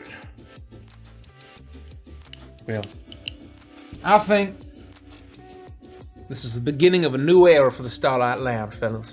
I'm inspired.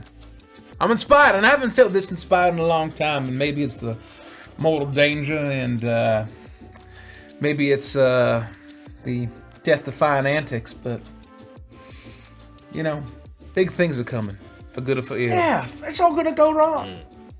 And it's all gonna go. We're gonna. I mean, we've got a little bit of nasty business ahead, but once we take care of the nasty business, everything will be all right, I think. And I think if we take care of that, even loosens Molnaya. Maybe it has ripple tech effects against Chemtech. Hell, man, I mean, we might clean up the Greenlight district in one fell swoop. But if anything happens to this goddamn suit, I'm gonna have a panic attack for the first time in my life. No, Agreed. don't worry about it.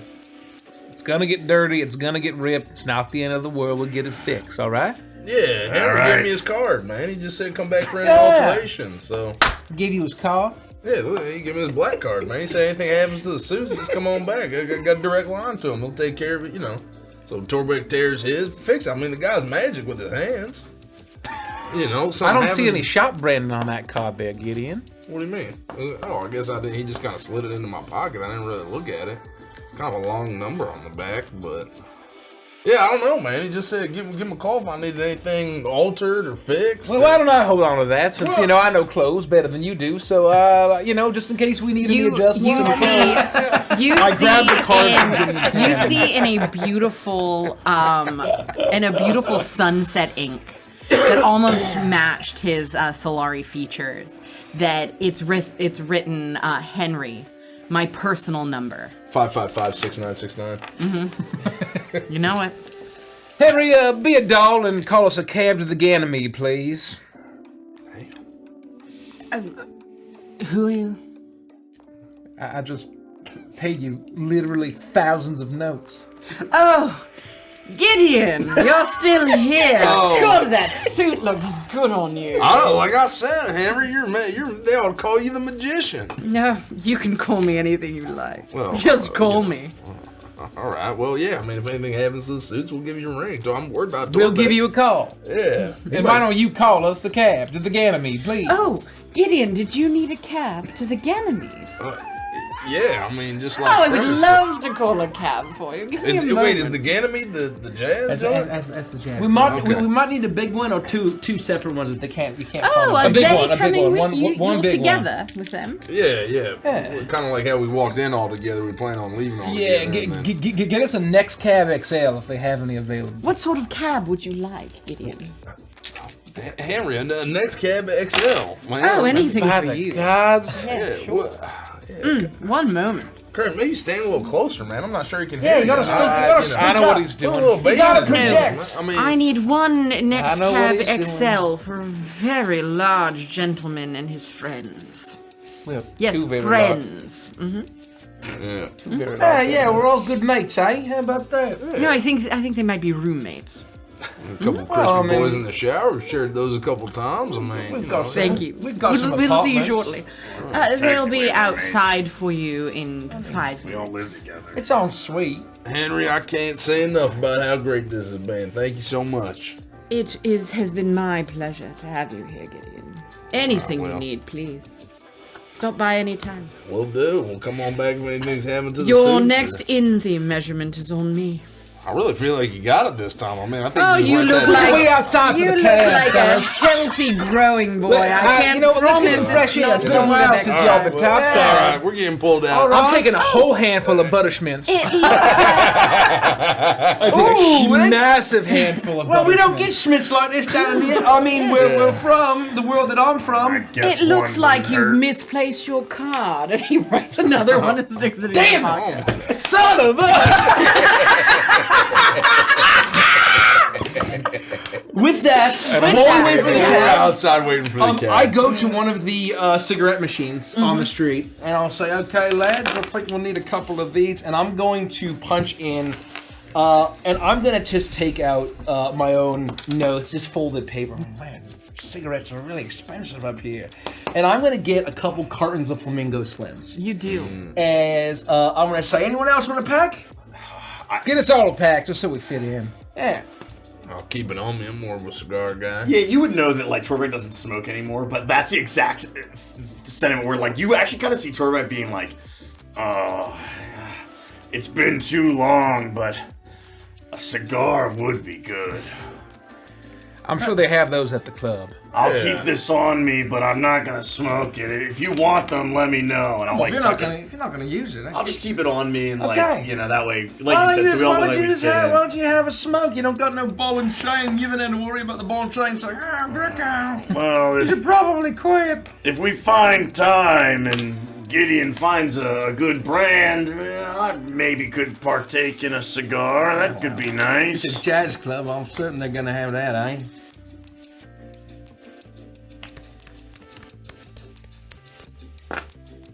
There you go, Frosty.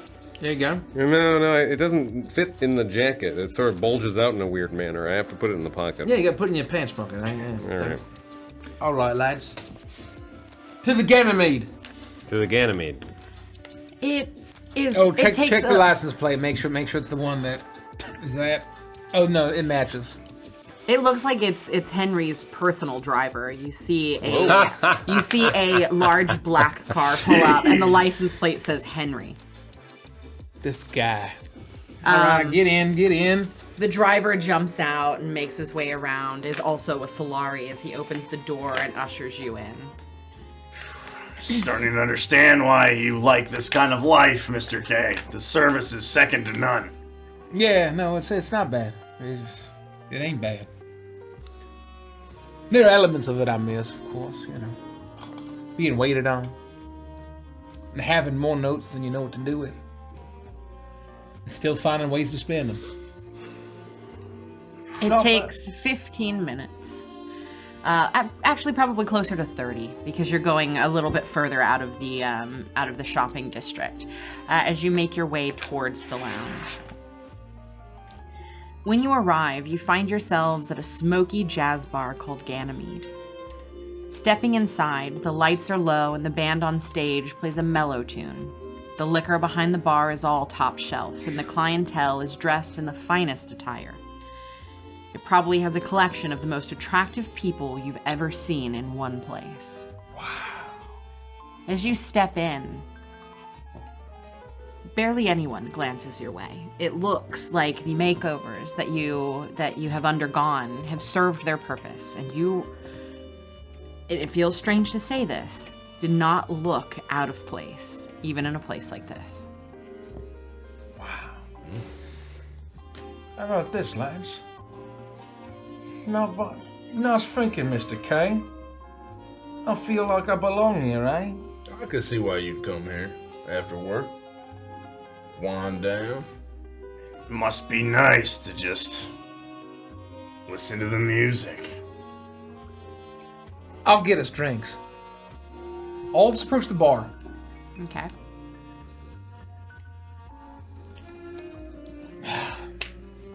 You approach the bar, and you immediately see a beautifully dressed woman. She's wearing a tight cocktail dress in a dark green. It almost looks black. A large pink flower right near her collarbone, and she is. At first, you've seen people like her before, but she's almost cactus-like in appearance.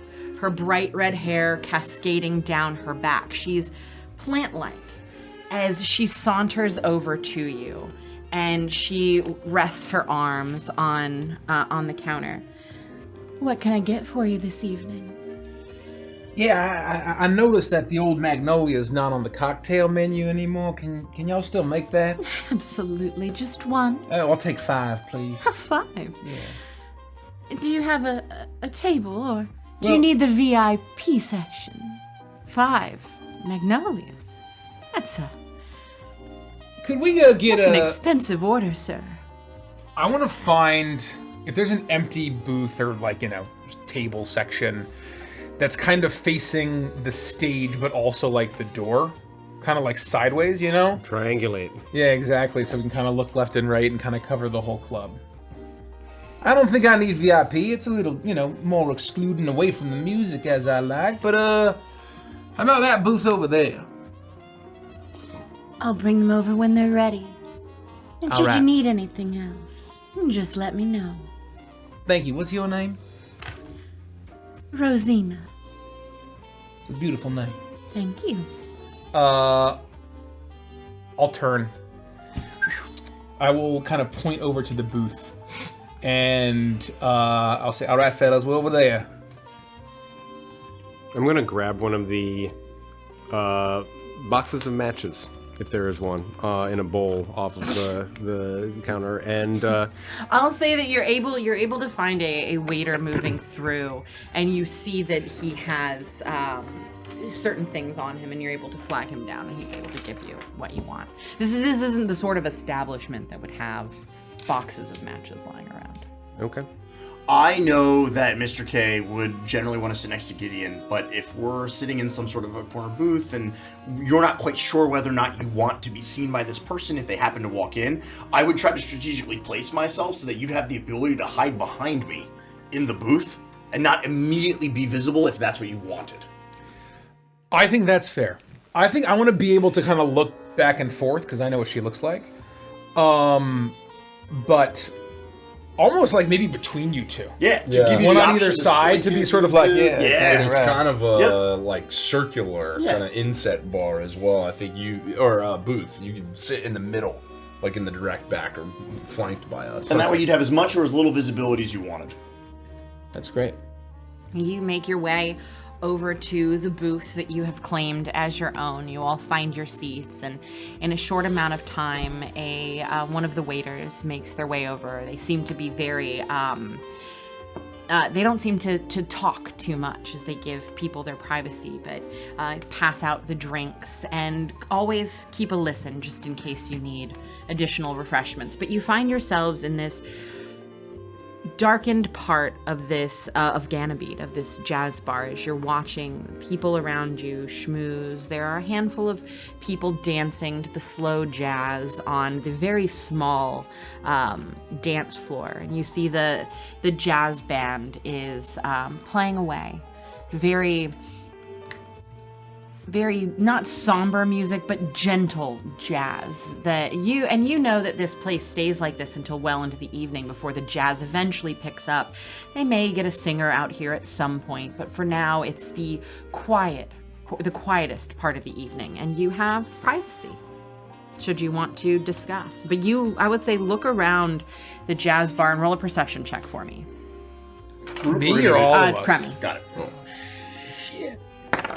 Crummy's the only one who knows what he's looking for. That's true. Or who. Very true.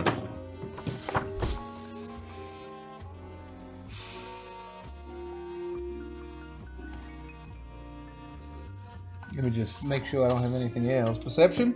Yep. Oh my 23.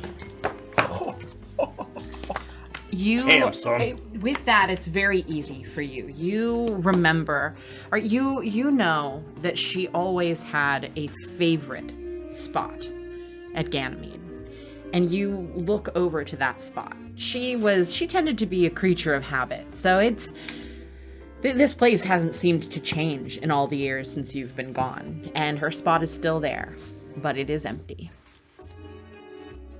You scan the rest of the club and you do not see her anywhere. All right, fellas. Enjoy the drinks, but don't get too fucked up, just in case. Yeah, keep a clear head. We're just Understood. enjoying the music. They're okay. Well, what's the deal, Crummy? You got eyes on her, or what, is she here, or what? She ain't here yet, but like I said, this is kind of early for us, so she might be in later. And I would basically just be sitting there and just waiting, and every single person that walked in, I would kind of like look to see. Eventually, a singer steps up and sings a couple of jazzy songs, and everyone claps quietly, but nothing gets crazy. Woo! A couple of people turn towards you and look at you strangely, but no one says anything. They just go back to quietly clapping. Eventually, a pianist plays a handful of songs, and everyone seems to really enjoy that. All the while, you look to that table, and it is empty. And then eventually, two people walk in and take a seat there. And you feel excitement for a moment, but you realize very quickly that they are not who you're looking for. I think that I would be nursing like the one drink that you got me because I very much don't want to even remotely have a buzz. And I'm anxious because, again, this is still all very new for me, but I'm having trouble not like falling in and enjoying this beautiful music. And I don't want to get distracted from what we're doing and the mission at hand, but at the same time, this music is beautiful and I'm enjoying, and like, even if I don't want to, I'm enjoying it a little more than I would think that I would, while I'm still trying to focus on the task at hand and make sure that my friends are safe. You do that. And I'll have you roll a perception check just to, keep an eye on everything. Be essentially the watchdog. Sniff it out. Oh, I got a natural 20. Fantastic. Oh, boy. So for perception, it would be a total of 26. You keep your eye on everything. And this is the first time you've been, at least in a long time, that you've been in a place like this where after a while you feel like you can kind of let your guard down a little bit, because this is not the sort of place where you have to worry about rough housing or anyone sneaking up behind you. Everyone is very clearly keeping to themselves, enjoying the vibe. You see that some people are having what looks to be a very luxurious dinner at this place as they're enjoying the music, and there's gentle laughter. There are people getting together, clearly excited to see each other after a long night. This is nice. I'm gonna take out the matches that I got, and I will Light a try cigarette. flicking one with my thumb, and then eventually give up, strike the box, and light one of the flamingo slims. And I catch Cremmy's eye if I have an opportunity to, when he's not scanning the room. Cremmy, I don't know if you've described what this person looks like. If I were to ask around, if I were to try to find this person myself, talk to some of perhaps the waiters here, is there some way that I would be able to know how to indicate that I at least know this person? That's a good point. We don't know what she looks like. I don't know what I've been imagining. What do you think she looks like? I imagine she might be a Gorgonite like yourself, perhaps. Another scientist, perhaps well-dressed. That's what I've been picturing in my head, anyway. Well, she liked the cocktail dresses, that's for sure. Okay. No. Not a Gorgonite. No, she's a Saurian. A Saurian? Yeah. Okay. Well, maybe if you guys used to come here all the time and, she's a regular, you're asking around maybe as much as just saying you're meeting an old friend. Name drop her. Ask if she's come in yet, or if, they know she's coming in tonight. Oh. I think I can play it off. I don't think any of y'all should be asking about it. All right? You let me handle that. Are you certain? I think something tells me I may understand this place. There's an energy here that may be dull, but this is the kind of place where I imagine I am when I host, when I am letting people come in and enjoy the fineries of the Starlight. I feel like there's a kinship here, and perhaps I might be able to talk to the equivalent of me and get some information. I may recognize you, Crummy. You guys used to come here. I mean, give the kid a shot. Look, I think if you just ask if Dr. Artemis comes around these parts, then I'm sure there's still folks that work here that know who she is. I would say you look around and you don't. It's been many, many years. And the staff that work in this place are all young and beautiful. And you imagine that anyone who had been here during those days is either no longer here or doesn't work the front. But you glance back over to the bartender and you see she's leaning over to talking to someone else, and you realize that you run a similar place. And who is the person that knows everything and everyone? Blarby. And who's the equivalent in a place like this? The bartender. If there's anyone that's gonna know whether she still frequents this place, it's gonna be her. All right. You got this, Frost. I will give you a shot. You need a description? Can you just do your thing? I have a name and an idea. I'll be right back. I'm gonna pat out my cigarette and scoot out of the booth and make my way towards the bar, where this person presumably had seen Crummy's large order and would know that I'm associated with this group. But I would leaning forward, lean onto the bar, talking to a woman in a beautiful shimmering cocktail dress, and she throws her hair back, which looks to be like these beautiful. They're pink, similar to the flower that adorns the area near her collarbone, and it's a similar pink, and her hair looks like these flowing, almost curly flower petals framing her face as she tosses her head back and laughs at presumably a joke that this patron made, as she leans forward and excuses herself and slides down the bar to you. You need something to drink? I'm enjoying my magnolia very much. Thank you so much for producing it. This is a very fine establishment that you attend. Thank you so much. Actually, I do have a little bit more of a question that requires a bit of discretion. Well, my friends and I are here because very frequently one of our good friends, you may know her last name Artemis. As I'm talking, I'll say you see. Well, roll a perception check. As I'm talking, or an insight I'm going to start to extend with my mind here for a moment. Perception or insight? Insight. Give me a 16. You see for just a second a look of recognition on her face as she quickly clears all emotion, and she looks to you and nods. I'm going to put on the airs of charm that I have access to when I'm a host, and Artemis I'm going is to. a very common name in Neo-Edifice. I'm going to put a hand down on the bar and smile, my best smile, and as I do so, I'm going to cast Befriend. I'm going to create a feeling of trust in a creature that I can see. Let's go. If she wants to fail, then she can, but it's a wisdom saving throw. Can I get a die? Because I don't have any of my dice. Live and let We need die. those. I got you. You don't get my quab. I got her. I got her. I mean, I That's her should. dice. It's her dice. Here's I full dice. should. Here's You can full take dice. this back because I rolled a 2. Yeah, yeah, I she mean, knows she's you gonna don't have fail. to keep that. You can roll your own die for it. The DC is 16. No, I rolled. I create a feeling of trust, and she's charmed by my hand as I extend it out. We know that she comes here. She's a good friend of ours. We've had drinks here very much. Have a first name. This is something of a surprise. I think my memory was like Evrima. Rima. Evrima. Evrima. Yes. You may know her by her first name of Rima. Yes, she is probably. You see her glance over to the table that's now populated by 4 people who are chatting and enjoying drinks together, occasionally looking up and silently clapping for the jazz band that's playing.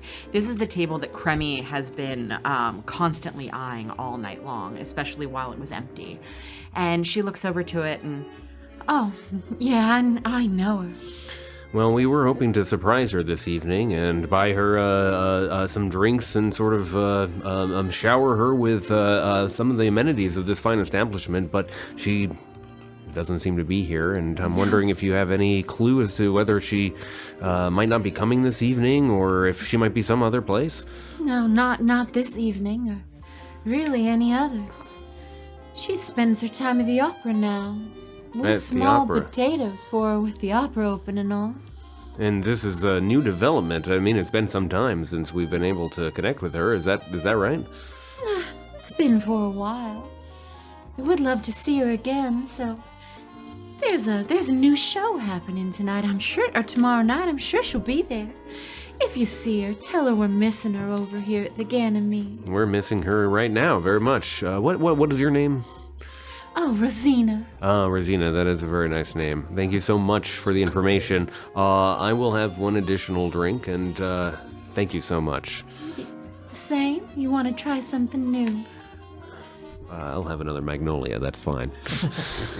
And she quickly makes up a magnolia for you, and I'll she selfishly, passes it over. I'll selfishly grab a drink, put it on the tab, and then walk over and sit back down with the rest of the group. Well, she's not coming tonight, I don't think. Oh, no. I spoke with Rosina, the bartender, and she indicated that more and more the doctor is going to the opera, and that very likely she'll be at a new opera show tomorrow night. She don't come in no more. Very infrequently was her indication. I had a feeling she changed. Opera sounds right on the money. All right. I think these outfits will work for that, too. I should hope so. They're very I've fancy. never been to no opera. I mean, I've seen a band that had a metal opera. Very different than the opera I think we're going to be going to. Yeah. Damn. Well, hey, good work though, Frosty. I mean, we got her location. You know, we were hoping she'd be here tonight, but we know where she's gonna be tomorrow. I had to use a little bit of my mind on that one, and I'll pop another pill. But How long does Friends last? Befriend Befriend. is the Neon Odyssey variety because sometimes the SRD is a harsh mistress, and it doesn't have the duration is concentration up to 1 minute, but the actual charmed condition. It's for the duration. So yes, 1 minute. And what happens after that one? It doesn't have one of those like, they suddenly realize that sort of thing. I would say that's important. And I would say that because I had to, I wanted it to be very quiet, I would use a psi point to make it a hidden spell, indicating that I do not have to use visual, verbal, somatic components, any of that stuff. I would have been able to just extend that spell using my psionic powers alone. And if I use that resource, I'm hoping that she doesn't have a revelation at the end of that minute. No, I would say she doesn't have a revelation, but because it's not one where she realizes that you have charmed her in some way, even though she's no longer under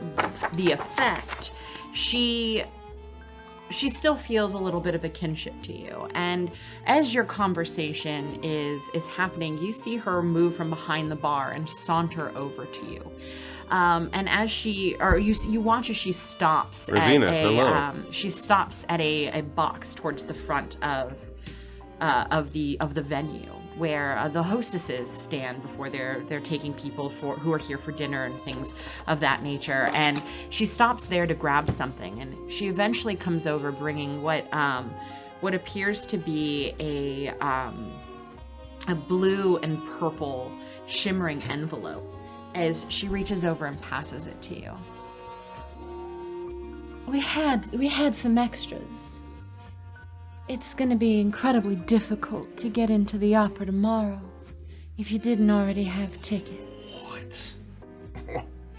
Rosina, I'm astonished. This is Mrs. Artemis was one of our highest paying clientele towards the end, and we would love to get her back. So you put in a good word for us. And those are on the house. I will. There should be 5. That's all you need. I will speak very highly of the Ganymede and of your incredible services, Rosina. Thank you so much. I couldn't get you a box, but those seats are good. You have a fine evening. Thank you. Thank you. And she smiles at all of you and turns and heads back towards the bar. Frosty, man. Damn. What did you do to her? I didn't do anything. All I did was smile and ask her questions, and I was just very direct. That's all. Man, I mean, a lot of these rich folk, they do trades and deals and favors and tickets and shit like this. I mean, they must really want a business back. Man, when I was a lad, I wish I had that kind of power. Oh, it was a miracle that Mim saw anything in me in the first place. That's incredible, Foster. You have a talent. You have a gift. No. Golly! I don't know if you'd consider it as much of a gift if every time you used it, your mind felt like it was crumpling in on itself. No, I don't think I like that. But hey, ladies are pretty nice, eh, Frosty? Yes. Yeah, that's a lad. Hey, Frosty, good job. Well, I'll have another drink. You know, I usually prefer crispy boys, but this Magnolia, what was it? You said something Magnolia? An old magnolia. Old Magnolia is pretty damn good, Mr. They're very, Kite. very deceptive. Yeah, it's nostalgic.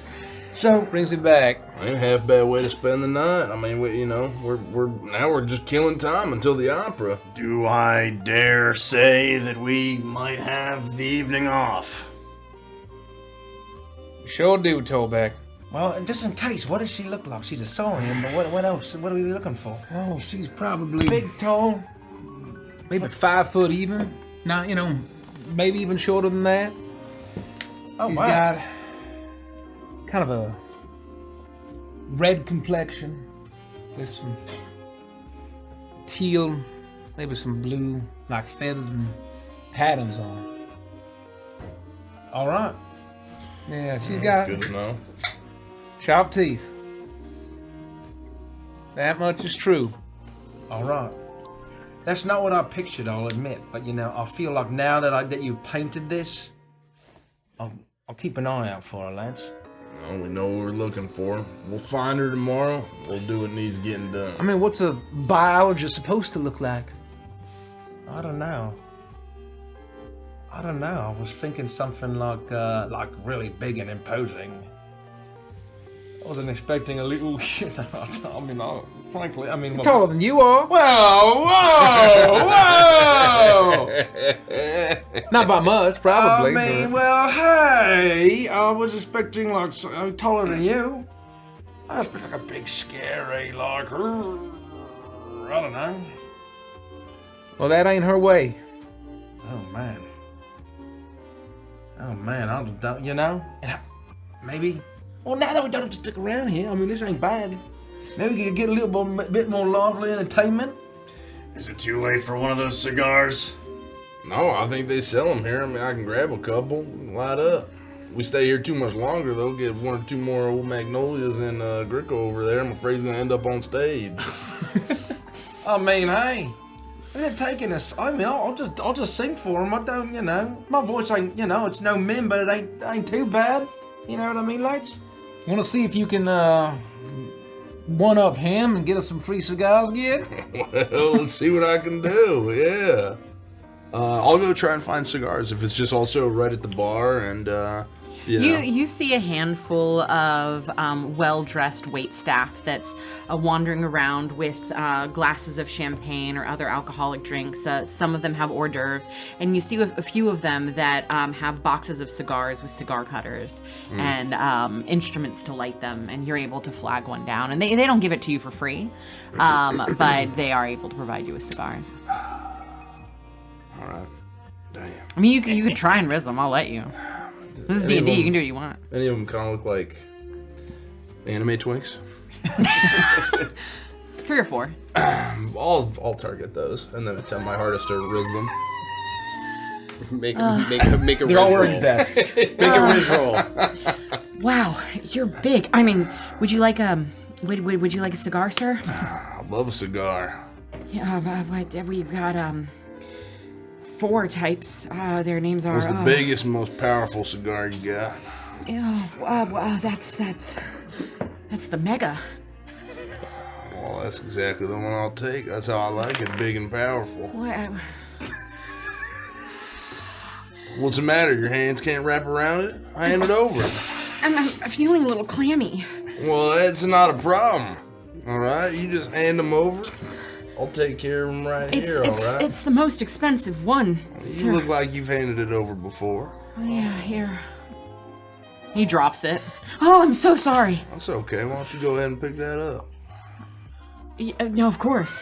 And he bends over right at the waist and picks it up and shakes as he's handing it to you. Oh, and he flips it around. Cuts the tip off. Should you need me to light it too? What is there a height difference? Oh yeah, huge. I'll just I'll fold my hands behind my back and like lean forward and just kind of like ever so slightly open my he's mouth. He's shaking. You know, he's waiting he's for him like, to insert the cigar into my mouth. His eyes are not leaving your mouth as he licks his lips and then realizes what he's done. Shakes his eyes shakes his head a little bit as he lights the cigar. Don't tell anyone, but that one's on me. All right. Now we're getting somewhere. If you need another one, I'm here for the next 2 hours. Yeah, I need one for the road. And how about you just take one for yourself and I'll handle that one. You cut it for me. Exactly that.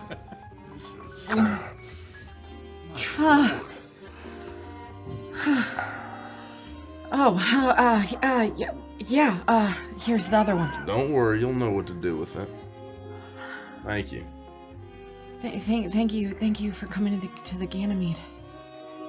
You're welcome. He wipes his brow and realizes his hand's a bit wet as he grabs he grabs his kerchief and he begins to blot his face. 2 hours. I'll be here for 2 hours. Careful now. And then I'm leaving through the back door. That's a dangerous instrument in your hand.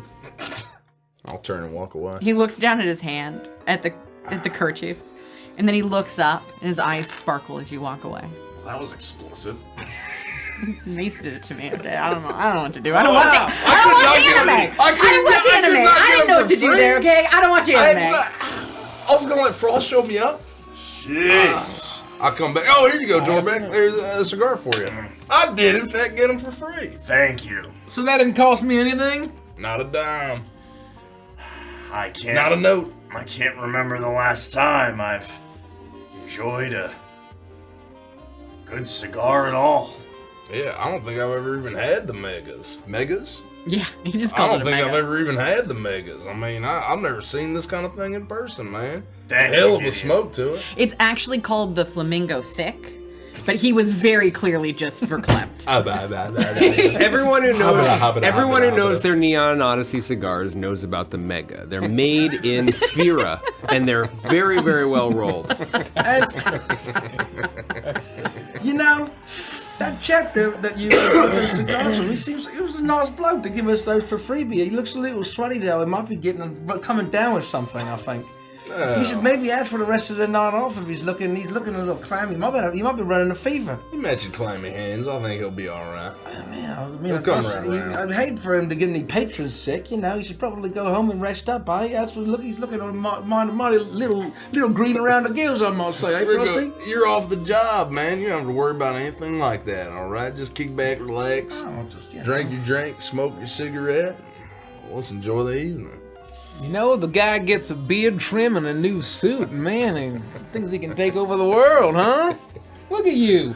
I feel like a million notes, Crummy. Why don't you just kill our Mark then, man? I don't even. We can just leave, fellas. What do you think? No, You want to handle this from No, now I don't on? want to handle this. We're doing this together, all right? This is for Mila. Yes, it's important that we take care of this together. Looking a little big in your britches there, Gid. I would take a long. I actually think Henry measured exactly correct. That's really good. Very is. specific about it, you know. I'll think. Very fitting. I would take a long pull on my cigar and really enjoying it and the drink, and take a moment while there's this playful bickering going on, and where we have a moment where it's like almost like the pressure is off of us. just for You this moment. even have the ability to get dinner if you wanted Yeah. to order something to eat. This nice. and you feel like for the first time in at least a week, but for the first time in a long time, you feel relaxed. I would lift up my glass, and there's just a little bit of drink left, and I would say, guys, no matter what happens next, if this was the last moment that I shared with all of you, I would be happy. Cheers.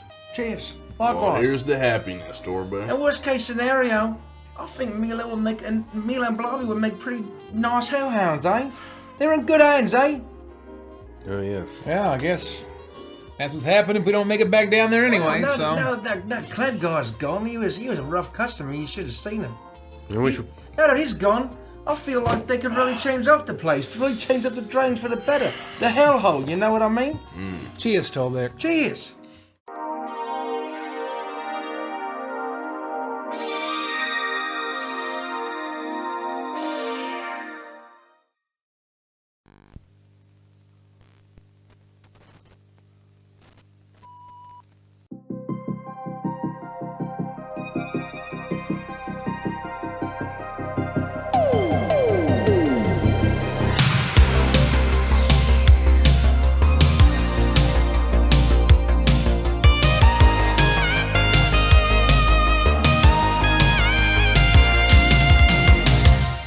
I was a dreamer drifting in an endless sky, through echoes of 1,000 worlds and waves of cosmic fire. I was the wanderer chasing shadows of the night. In a rhapsody of stardust, I was lost to space and time. In your eyes, a galaxy on fire. Journey through the darkness, you might find your heart's desire. Roll the dice, your destiny unfolds. A symphony among the stars, a story yet untold. Out among the stars, that's where you'll find me. With starlight in your eyes, you set the world on fire. Out among the stars, that's where you'll find me. With starlight in your eyes, you set the world on fire.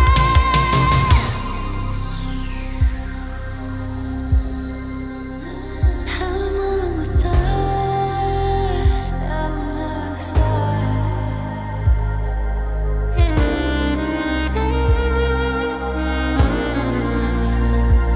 And that's where you'll find me.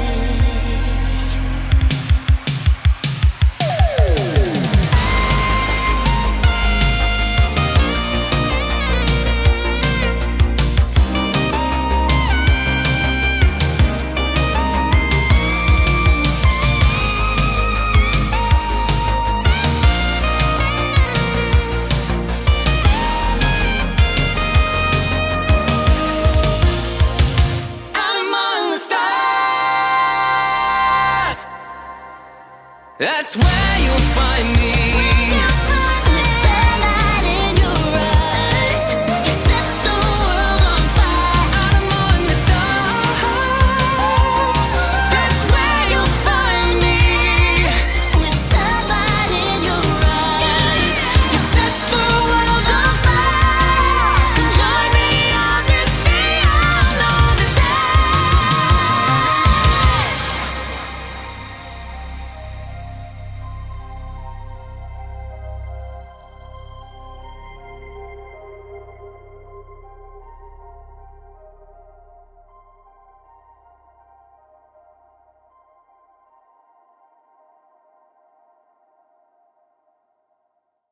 Knowing what you need to do, to meet up or to potentially see Evrima Artemis, you have the entire night to enjoy at the Ganymede.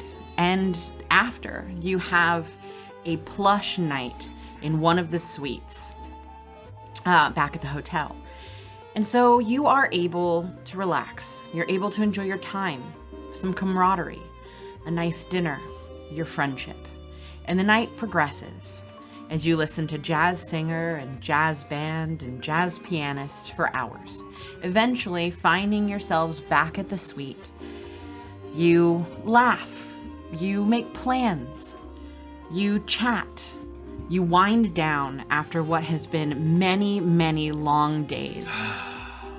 Eventually, making your way to your room where Judy has turned down the blankets and you're all able to tuck in and get a long night's sleep. Get a lot of room service though. A lot of room service. As you do find yourselves fast asleep, and you've all benefited from a long rest. Nice.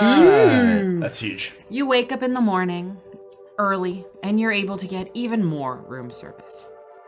Throughout the day, there's not much that you need to do, so you take some time to see the streets. You sleep in a little bit. Rest up. You explore a little bit of Neo-Edifex. I would want to either buy or ask the hotel if they have like opera glasses, maybe that are digital that can like zoom in, so I can get a good look at things. I would say the hotel, being what it is, would have a selection of opera glasses that you would be able to purchase. All right. I would spend my time. I would say you even find out that you were incredibly lucky to have made a fast friendship with Rosina, because Jarvis lets you know right away that this opera has been anticipated. That it is Callista. Callista's first performance, and everybody is losing their mind about it. And this opera has been sold out for weeks. I would go shopping by myself, thinking that, during the day, and I would come back with a couple bags of stuff, and I would keep in my room. I wouldn't go shopping. I don't have the notes, but I wouldn't stay in my room. I wouldn't stay in the suite. As luxurious as it is and as tempting as it is to stay and perhaps quiz Judy on different mixology things, or if she can do puzzles or games, I would love to enjoy that kind of thing. However, I would want to explore topside. It's been years since I've been up here, and I would love to just walk the nicer districts. And so I would exit the hotel, pick a direction, and just start circling and try to spend as much of my time just taking things in, walking past the Steel Donuts shop and walking past the pizza shop and walking. You find tons of restaurants, cute little boutiques. You walk past and through, enjoying some open air parks. You even I imagine there might be a time where I actually even just come to a guardrail that's just looking over all of the topside. I get a massive vista where I can see everything and I can watch the ships for a few moments. Even not just daring to dream about topside, but the fact that I know that there's an entire galaxy out there.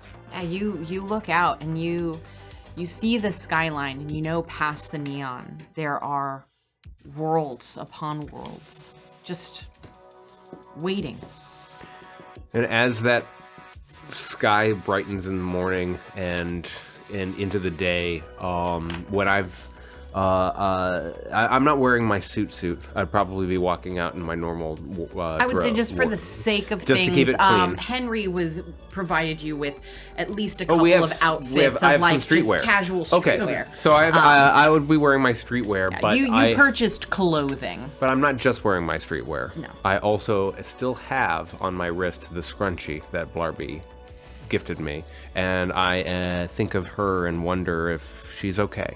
I wonder if she and Mira are Doing okay with the Hellhounds, and I'm sorry, Mila, and just hoping that everything is safe. Hoping that the lounge is okay, knowing that it could be not just a target, but a bystander in the violence that's happening below our feet. You are looking out at the skyline of the top side of Neo Edifex and staring off into the horizon, thinking about the worlds that wait out there, the endless amounts of potential.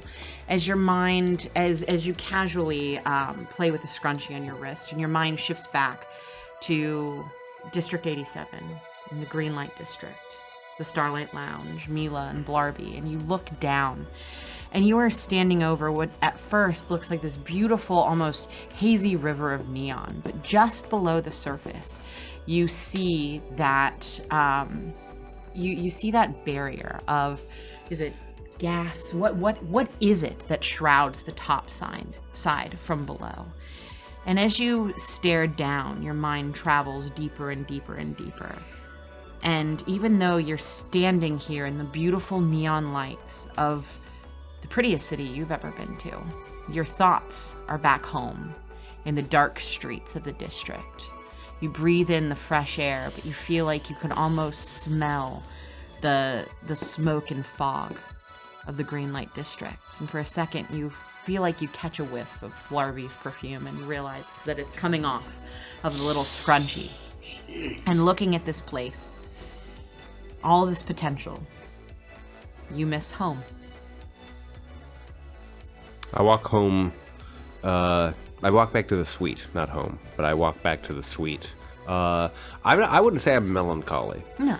But pensive. Yeah. And I do that. That's how I spend my time. Anyone else want to do anything? I would. You didn't say anything. You call right? Henry? I would go out. Is there a tear in your end team? Neo Edifex, and if I can find a if I can find what would equate to like an internet cafe, Oh yeah, easy. I would go in and spend You have to travel a little further from where you're at. This is a much nicer district, but just, maybe a 15-minute walk or so, you're able to get to some cute digital cafes. Like hipster cafes. I would just find a relatively secluded spot, and I will pull up a browser, and I would start to search terms like Chimera, Chrysalis, Evrima, and any relevant research she's known for.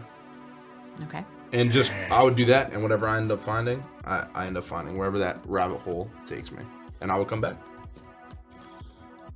I think I'll say you find a handful of things, the things that seem interesting to you that you want to check with Cremy.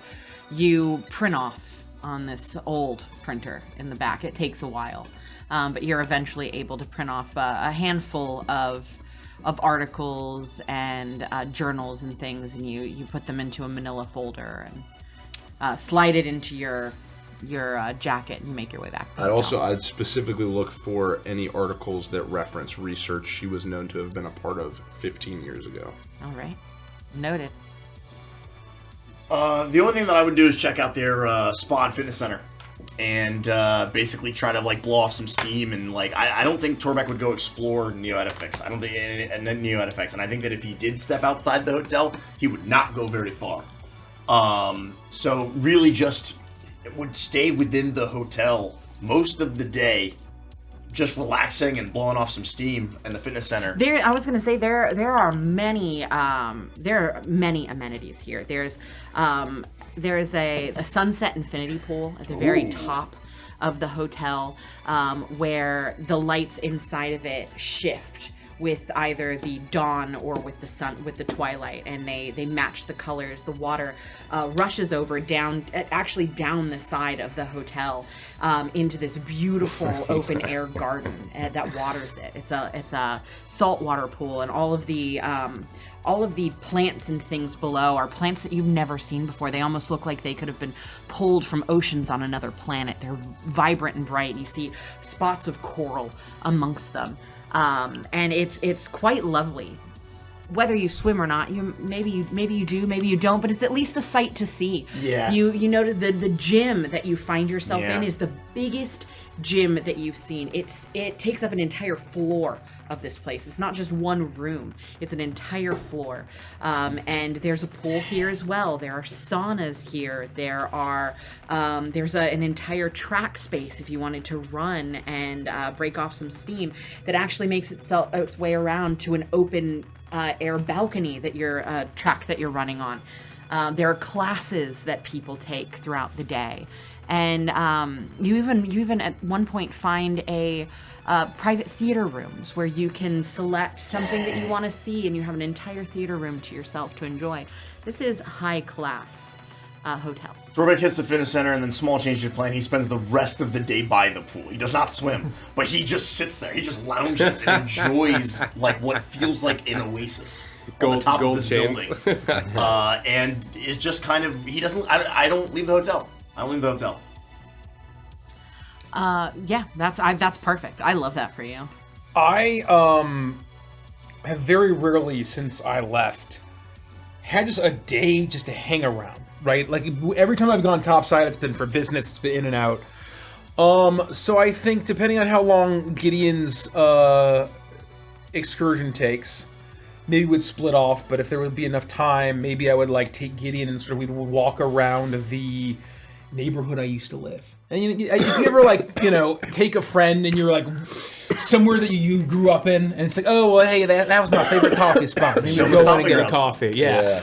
Oh, that's where I lived on the 75th floor, right? Like, and maybe even walk by a Chimera office building, right? And maybe I don't say anything, but like that's where I used to work, right? And so just kind of walking through this old life that I had in this new context, and kind of taking it in and feeling very nostalgic from the previous night, and sort of for so long been saying, you can never go home, you can't look back, you can never look back, the past is dead, living in the past.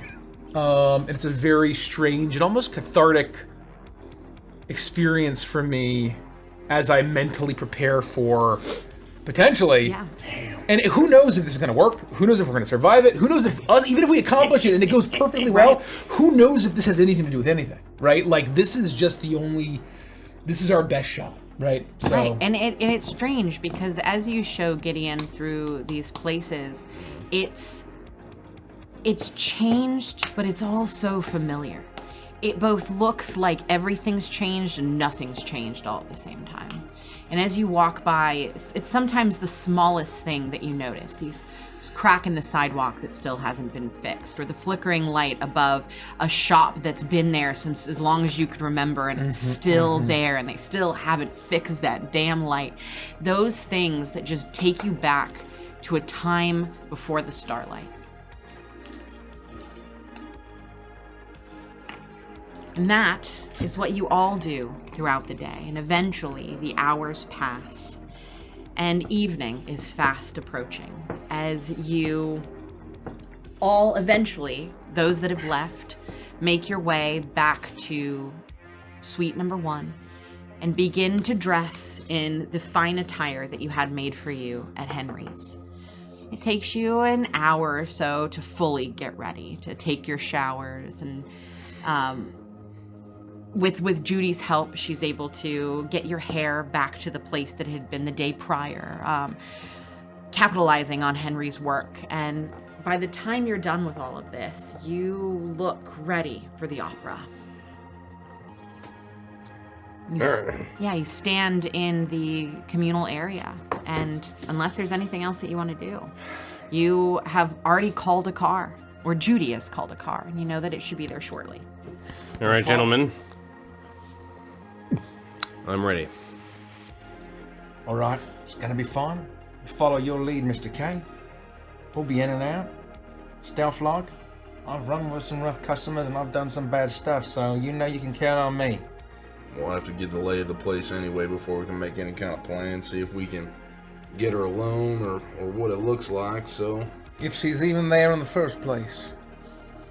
If she isn't, then we'll find another way, but if she is, then we'll play it by ear. Play the cards as they come off the top of the pack, as they say. We just gotta hope. I mean, we're running out of time with Xenia, so we don't got many nights left.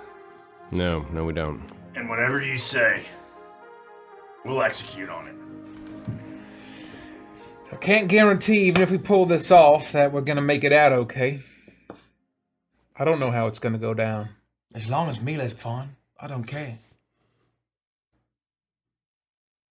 Yeah. As long as Mila's fine. I think no matter what, she's gonna be fine.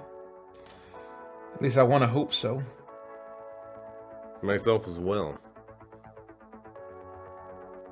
All right, let's go, lads. Come on, let's rock tonight, eh? Now's Well, the let's time. opera tonight. Let's metal opera tonight, all right, lads. Hey, come on, chipper up. Yeah, we can Come do on, we're this. 5 lads. We had a wonderful night, a wonderful day of luxury that we'll worry about later. And we're gonna win the day. Come on! No sour pushes around here, okay, Frosty? Okay, Dorbeck? I've never Mr. been to an opera. LaCruz. Let's enjoy. Your car has arrived. All right. All right. This is it. Please go. Time to go. enjoy the show. I'll sort I of- punched the elevator. Feel my chest. I'm ready to go. I'll get up. And I will lead everyone outside. You make your way out of the Concordia and you head towards the beautiful, very similar to the car you rode in yesterday, a beautiful, long, black car. The license plate is nothing special, but it has the logo of the Concordia on it. As you pile into the car, there are drinks waiting for you as it speeds off through the neon nights and heads towards the Opera House. You arrive at an enormous sphere-shaped opera house with adorning bubble and shell iconography, appearing like a huge undersea palace. Patrons of all shapes and sizes from across the planet stroll through the halls dressed in extremely elegant and expensive outfits, chatting in haughty voices. You even see many off-worlders who traveled to Neo Edifex for this showing. You are handed a playbill. It says Callista on the front. The opening night of a show that this town and many worlds around it have been waiting for a long time. It's beautiful. I have the tickets here for you, Cremmy. Thank you, Frost. Here you are. Thank you. Thanks. Frosty. All right. My first opera. It was a treat. This whole journey, if it wasn't, so dire, would actually be perhaps the happiest of my life. Well, maybe we get this all settled. We come back someday. We do it again. If we get this all settled, then I'll bring Barbie here. Oh, yeah, that'll be enough for you one night. The opera and a nice Ticket's gonna be on you this time, though. Yeah. This will be nice. I always kind of wish that I got opera. You know what I mean? Like, I can appreciate that it's a nice event.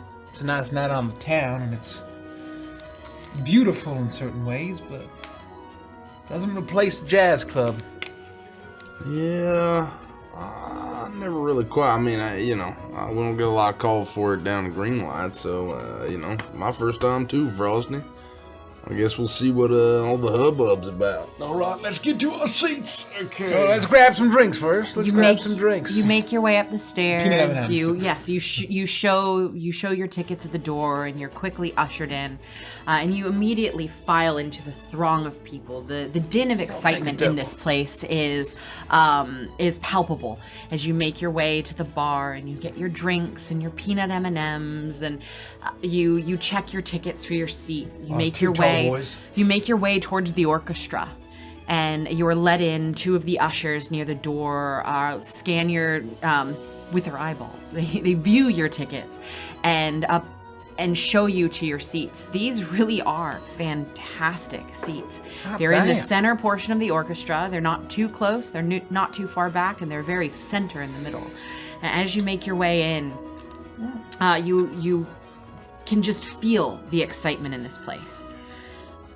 You scan the crowd, watching the faces of thousands of attendees of the opera. And I need you to roll a perception check for me, please. They charged me $5 for a soda, water, and lime. All of us? 5 notes? Yes, yeah, it's a group. For a soda water. A group I said- perception, please. Yeah, can you believe that? It's just bubbly water. I thought with all your drinks, they'd give me the soda water for free. Yeah, That's what what I the- thought too. Wow. Dang, man. Oh, you guys don't mind if I crack open a few tall boys, do you? It's a group perception. 24. My Oh, darling. Sorry. 18. Oh, It's sorry, okay. sorry. I'm repeating a real life event. Quack. Is this me, Andy?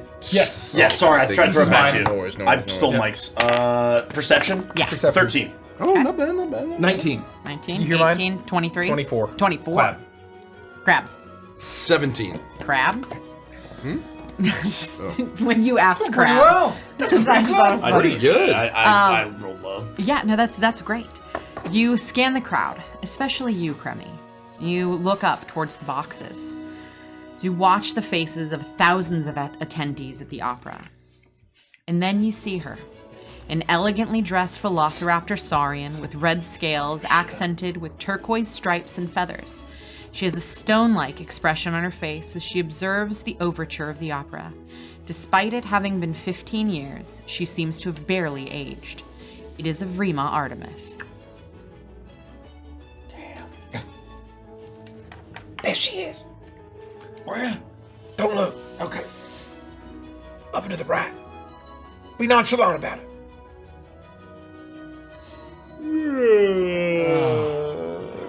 I'm excited for the show. I've never seen Calypso before. The overture's playing. The overture's playing.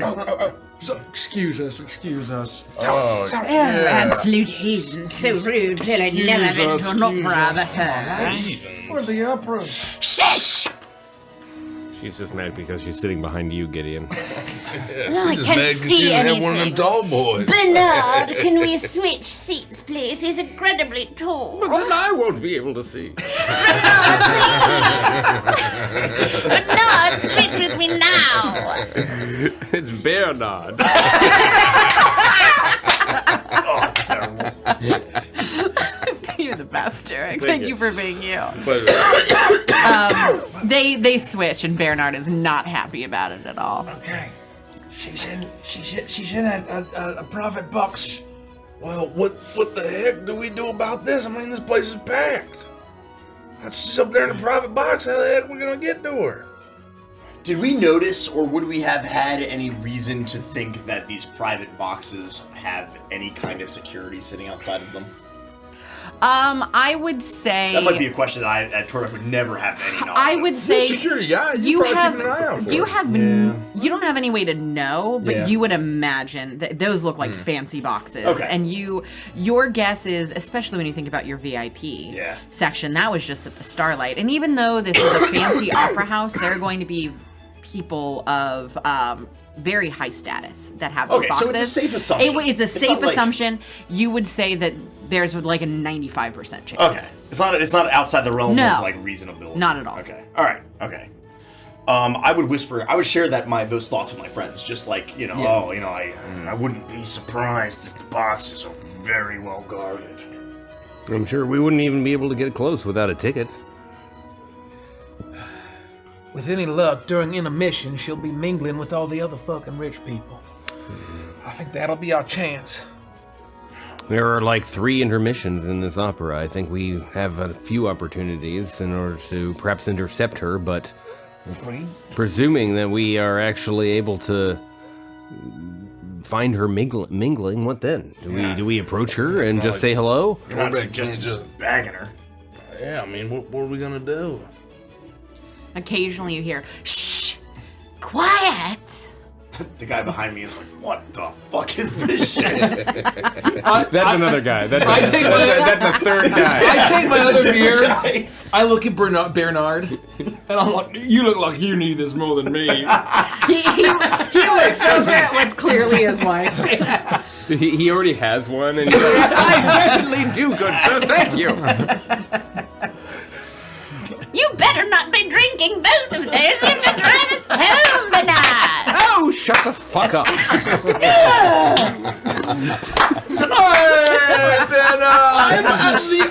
trying to enjoy the opera. I'm sick of you old hag. Why we've been together for years and yet we hate each other. Dried up old wench.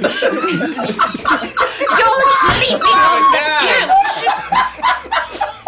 I've been fucking the pool boy, Bernard. This is a string of obscenities. We should come here a whole time ago, man. I'm getting a third. You sit down, you asshole. opera's coming, Bernard. They're loud enough now that they're drowning out any noise that you're making, and you're safe to have your conversation. Bernard, I wish you were up here with us, man. Hell yeah. They're not as a problem. I shouldn't have given him that tall boy. I think that's a mistake. Sorry, lads. Holy shit, they get down different up here, man. You would say this to me on our anniversary, Bernard. Just a little bit of Witchlight as a treat. Yeah, as a treat. As a treat. I guess in response, once that settles down, I'll say, look, we're not gonna snap anybody's necks in the middle of all these rich people, all right?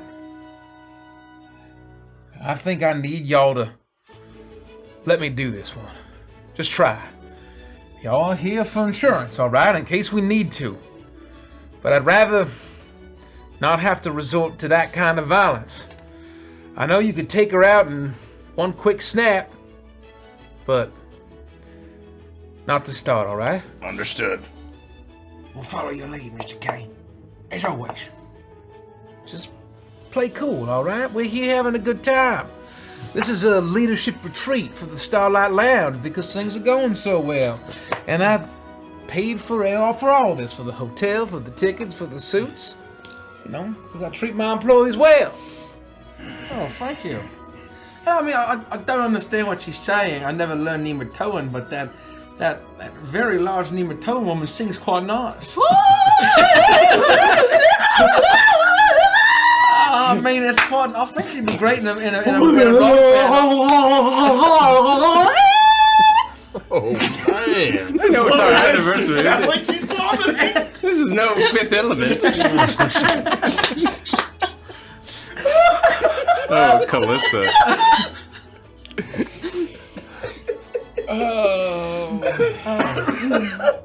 I downed my double cocktail that I ordered.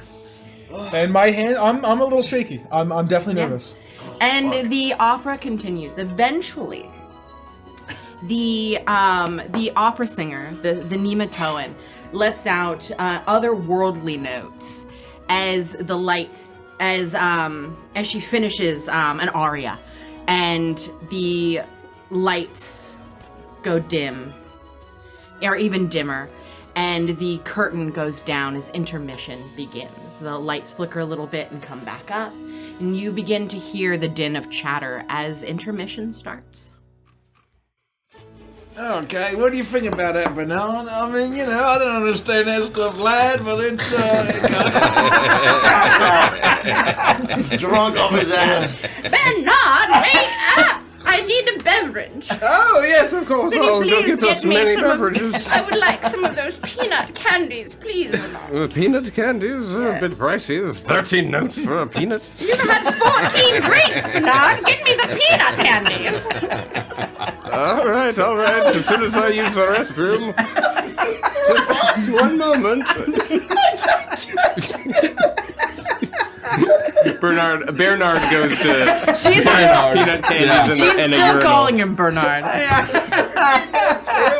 she's got the right idea. Let's get some drinks. Let's get some drinks. Yeah. All right, just stand around me, all right? Just We'll follow block your her lead. aside We're until right we behind you. Figure out where she is. And I want to try to go through the crowd and up through the throng and use Torbeck and Gideon as blocking line of sight. I Just would so say can get roll eyes on a her. stealth at advantage because of how tall they are. And I don't know how tall this crowd is. I don't know if Torbeck and I would have better vantage, or if there are plenty of people and it's a really big sea. It's but a if sea we can of people. kind of see around a little bit better. You can't. It's a sea of people, but the two of you are some of the tallest people in the room. And so you're able to scan over and kind of keep an eye on things for Cremmy. Yeah. Man, Yeah. I wish I was I think, taller yeah, I than think that we're probably at like a That's different. bait. I don't know if we're mingling with like the private boxes, but I'm still keeping an eye out. I'm not expecting to see her down with What I will Arctic. will say is I'm going to keep your perception check Oh, from yeah, before sorry. just to make it easy. You don't see any of the people from the private boxes upstairs, but you do see some. You do see wait staff coming from upstairs, and they look like they're coming down to get drinks and bring them up, to come down and grab chocolate peanut snacks and take them up. Really anything that the people in the boxes request, but they wouldn't come down on their own.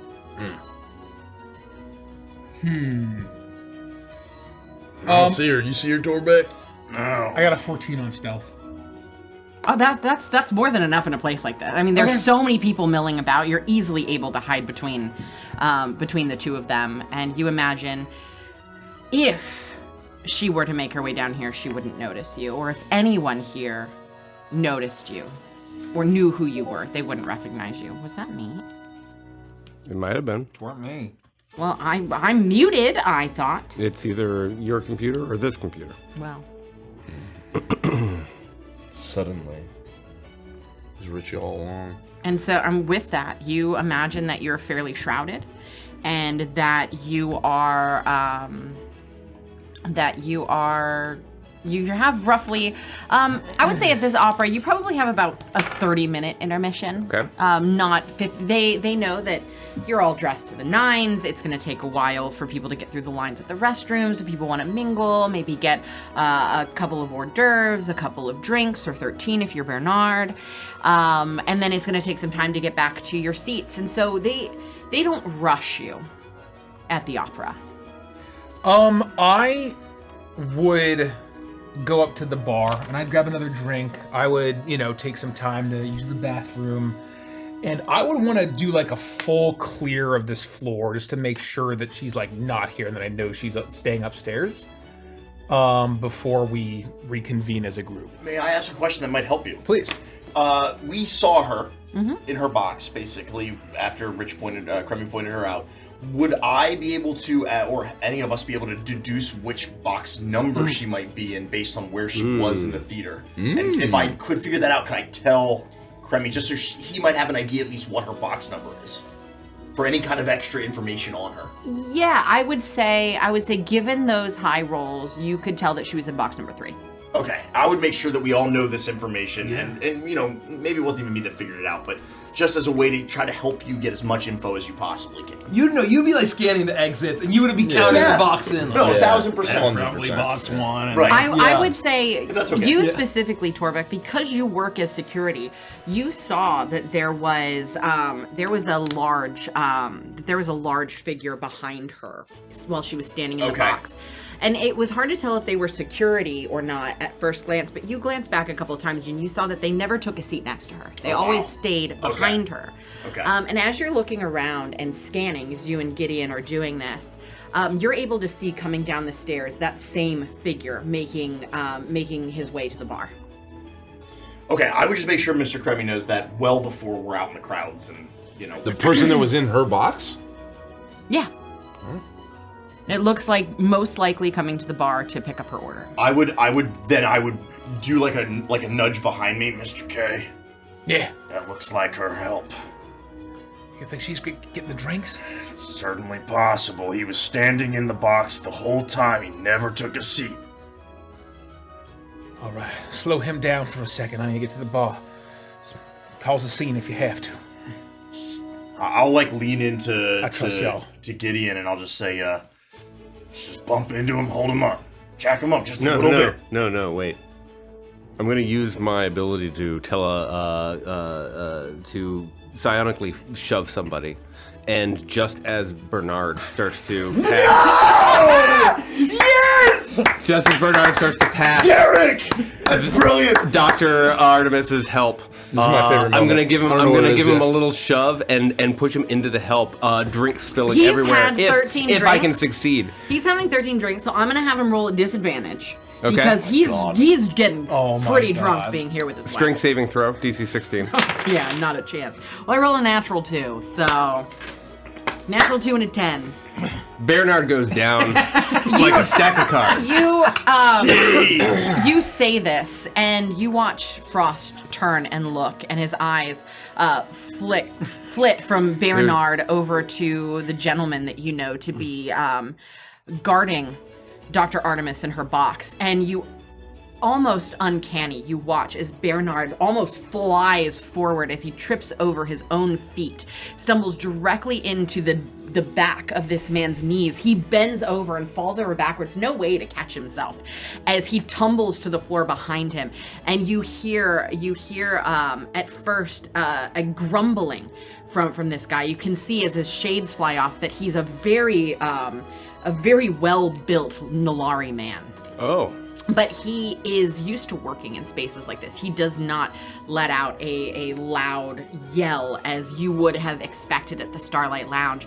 He gets himself together very quickly, rights himself, but immediately goes to help up Bernard, who is clearly a man of wealth, clearly a member of higher society, and he begins to help him. And the chocolate-covered peanut snacks have gone all over the floor as this man begins to help Bernard to pick up all of the peanut snacks.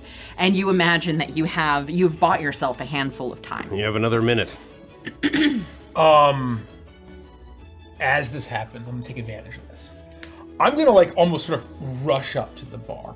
And is there like a tray with drinks that I feel like he was coming to grab, or like are there drinks visible anywhere that I can see?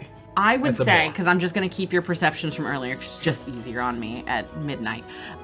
You look towards the bar and you see that there is a section that people who've been coming from upstairs have been going to, and there is a tray there with a large drink. It looks like it looks very similar to the drinks that you remember that she would have when you would go out to drink her regular. And next to it, the person who taught you the love of chocolate-covered peanut snacks, there's a beautiful container, a porcelain or a shell inlaid container filled with these snacks, and all of them are the green color. So this feels like You would imagine that there is no chance this is anyone else. Damn. who is the bar? What does the bartender look like? That's like preparing this or over this tray. The bartender is another Solari. You see that there are a handful of Solaris that are running this place, and there are 4 bartenders in total behind this one small bar, and they are rushing this way and that. But you see that one of them specifically, a much smaller female Solari, her hair pulled up into a beautiful bun that is almost perfectly spherical, but little tendrils of what almost look like sun rays shooting out from her hair. She looks spectacular as she darts this way and that, moving through them. She seems to be the one making all of the drinks for the boxes upstairs. I'm gonna approach, and does it look like this is being watched? Like if I Roll a perception. I'll have you roll a perception check for this one. And also you can roll it at advantage because they're all busy. 19. With a Nice. 19, Yeah. no. Once the drinks are there, the help that's coming from upstairs has been coming immediately. The only reason this hasn't been taken yet is because of Frost's antics. And he kind of like And- already been at it. Right, too. he had basically He been was, like, there. They there should to have been pick it up. gone by now. Yeah. Once she puts it down, someone takes it almost immediately. So she is not paying attention to it. She is busy making what's supposed to go there next. I approach this like tray that has what I feel is Dr. Artemis's order. I'll say as you get to it, you actually see a name placard that says Doctor of Rima Artemis. Box number 3. I will look at it. I'll look side to side. And I will realizing that this might be suspicious that I'm standing right over the tray, I'm going to flag down the bartender. And I'll say, excuse me, is this for box 3? Yes, it is. And as her eyes turn, and we make eye contact, my eyes, just for a split second, will kind of like flash, almost internally, right? A glint of green, and I'm gonna cast Charm Person on her. Okay. She needs to make a Wiz saving throw. Come on. 7 + 3 is a 10. She fails. Ooh. That's huge. She's charmed That's huge. for a minute, Okay. and that's an action. And I'm gonna whip out a cigarette from my coat pocket and like whip it over here. And I'm gonna say, look, if I could ask you a small favor, my friend's up in box 3 and she's been having a real shit day at work, so do you mind if she loves the Flamingo Slims way more than all the fancy stuff y'all have here, so do you mind if I just leave that on the tray here? Oh, no. Absolutely, of course. If it's going to make Dr. Artemis have a better evening, absolutely anything for her.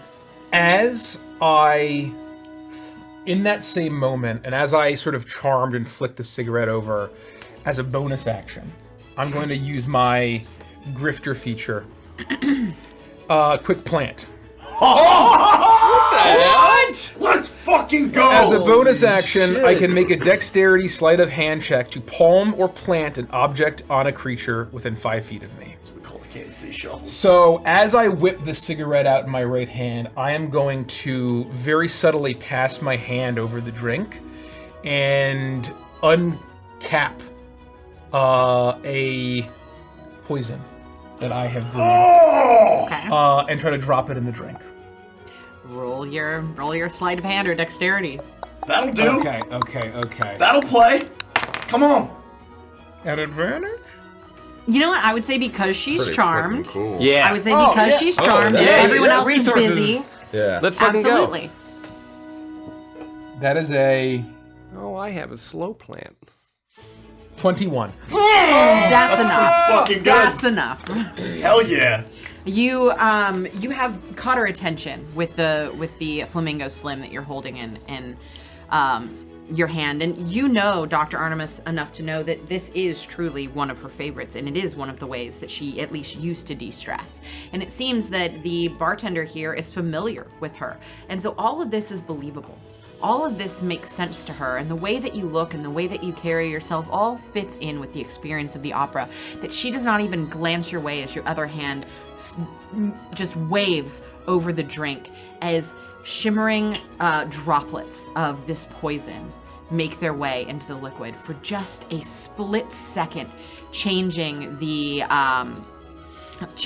purple color to just a darker blue before going back to purple as if it had never been there to begin with. There is no smell. And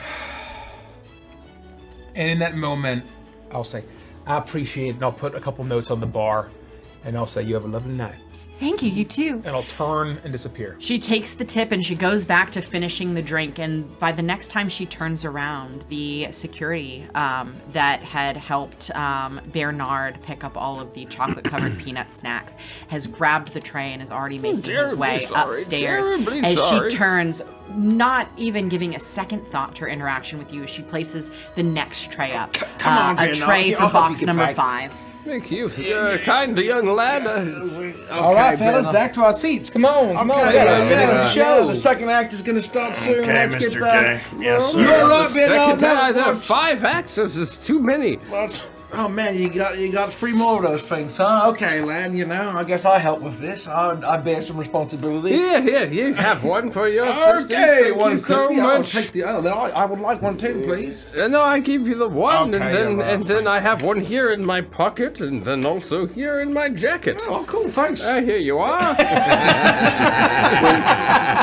When we get back to our seats and I am able to get situated where I'm sitting, I don't ask Mr. K anything.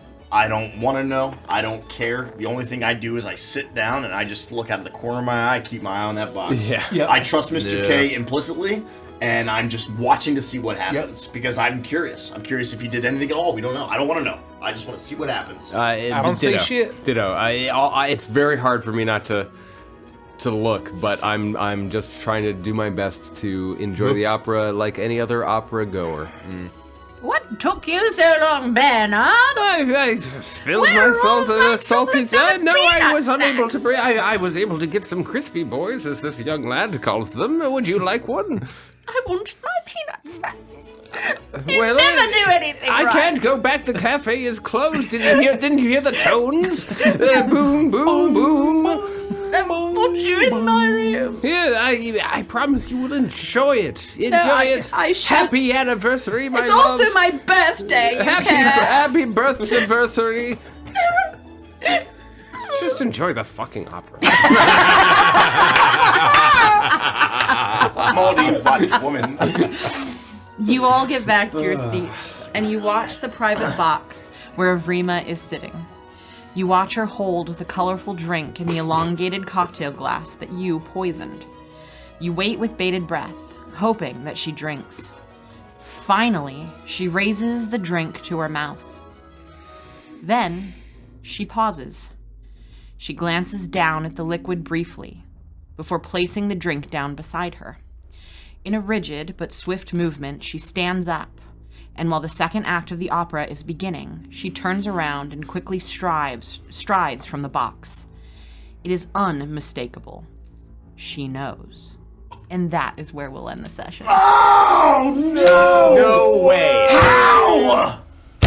Are you fucking kidding me? Oh, I knew it wouldn't be that easy. Shit!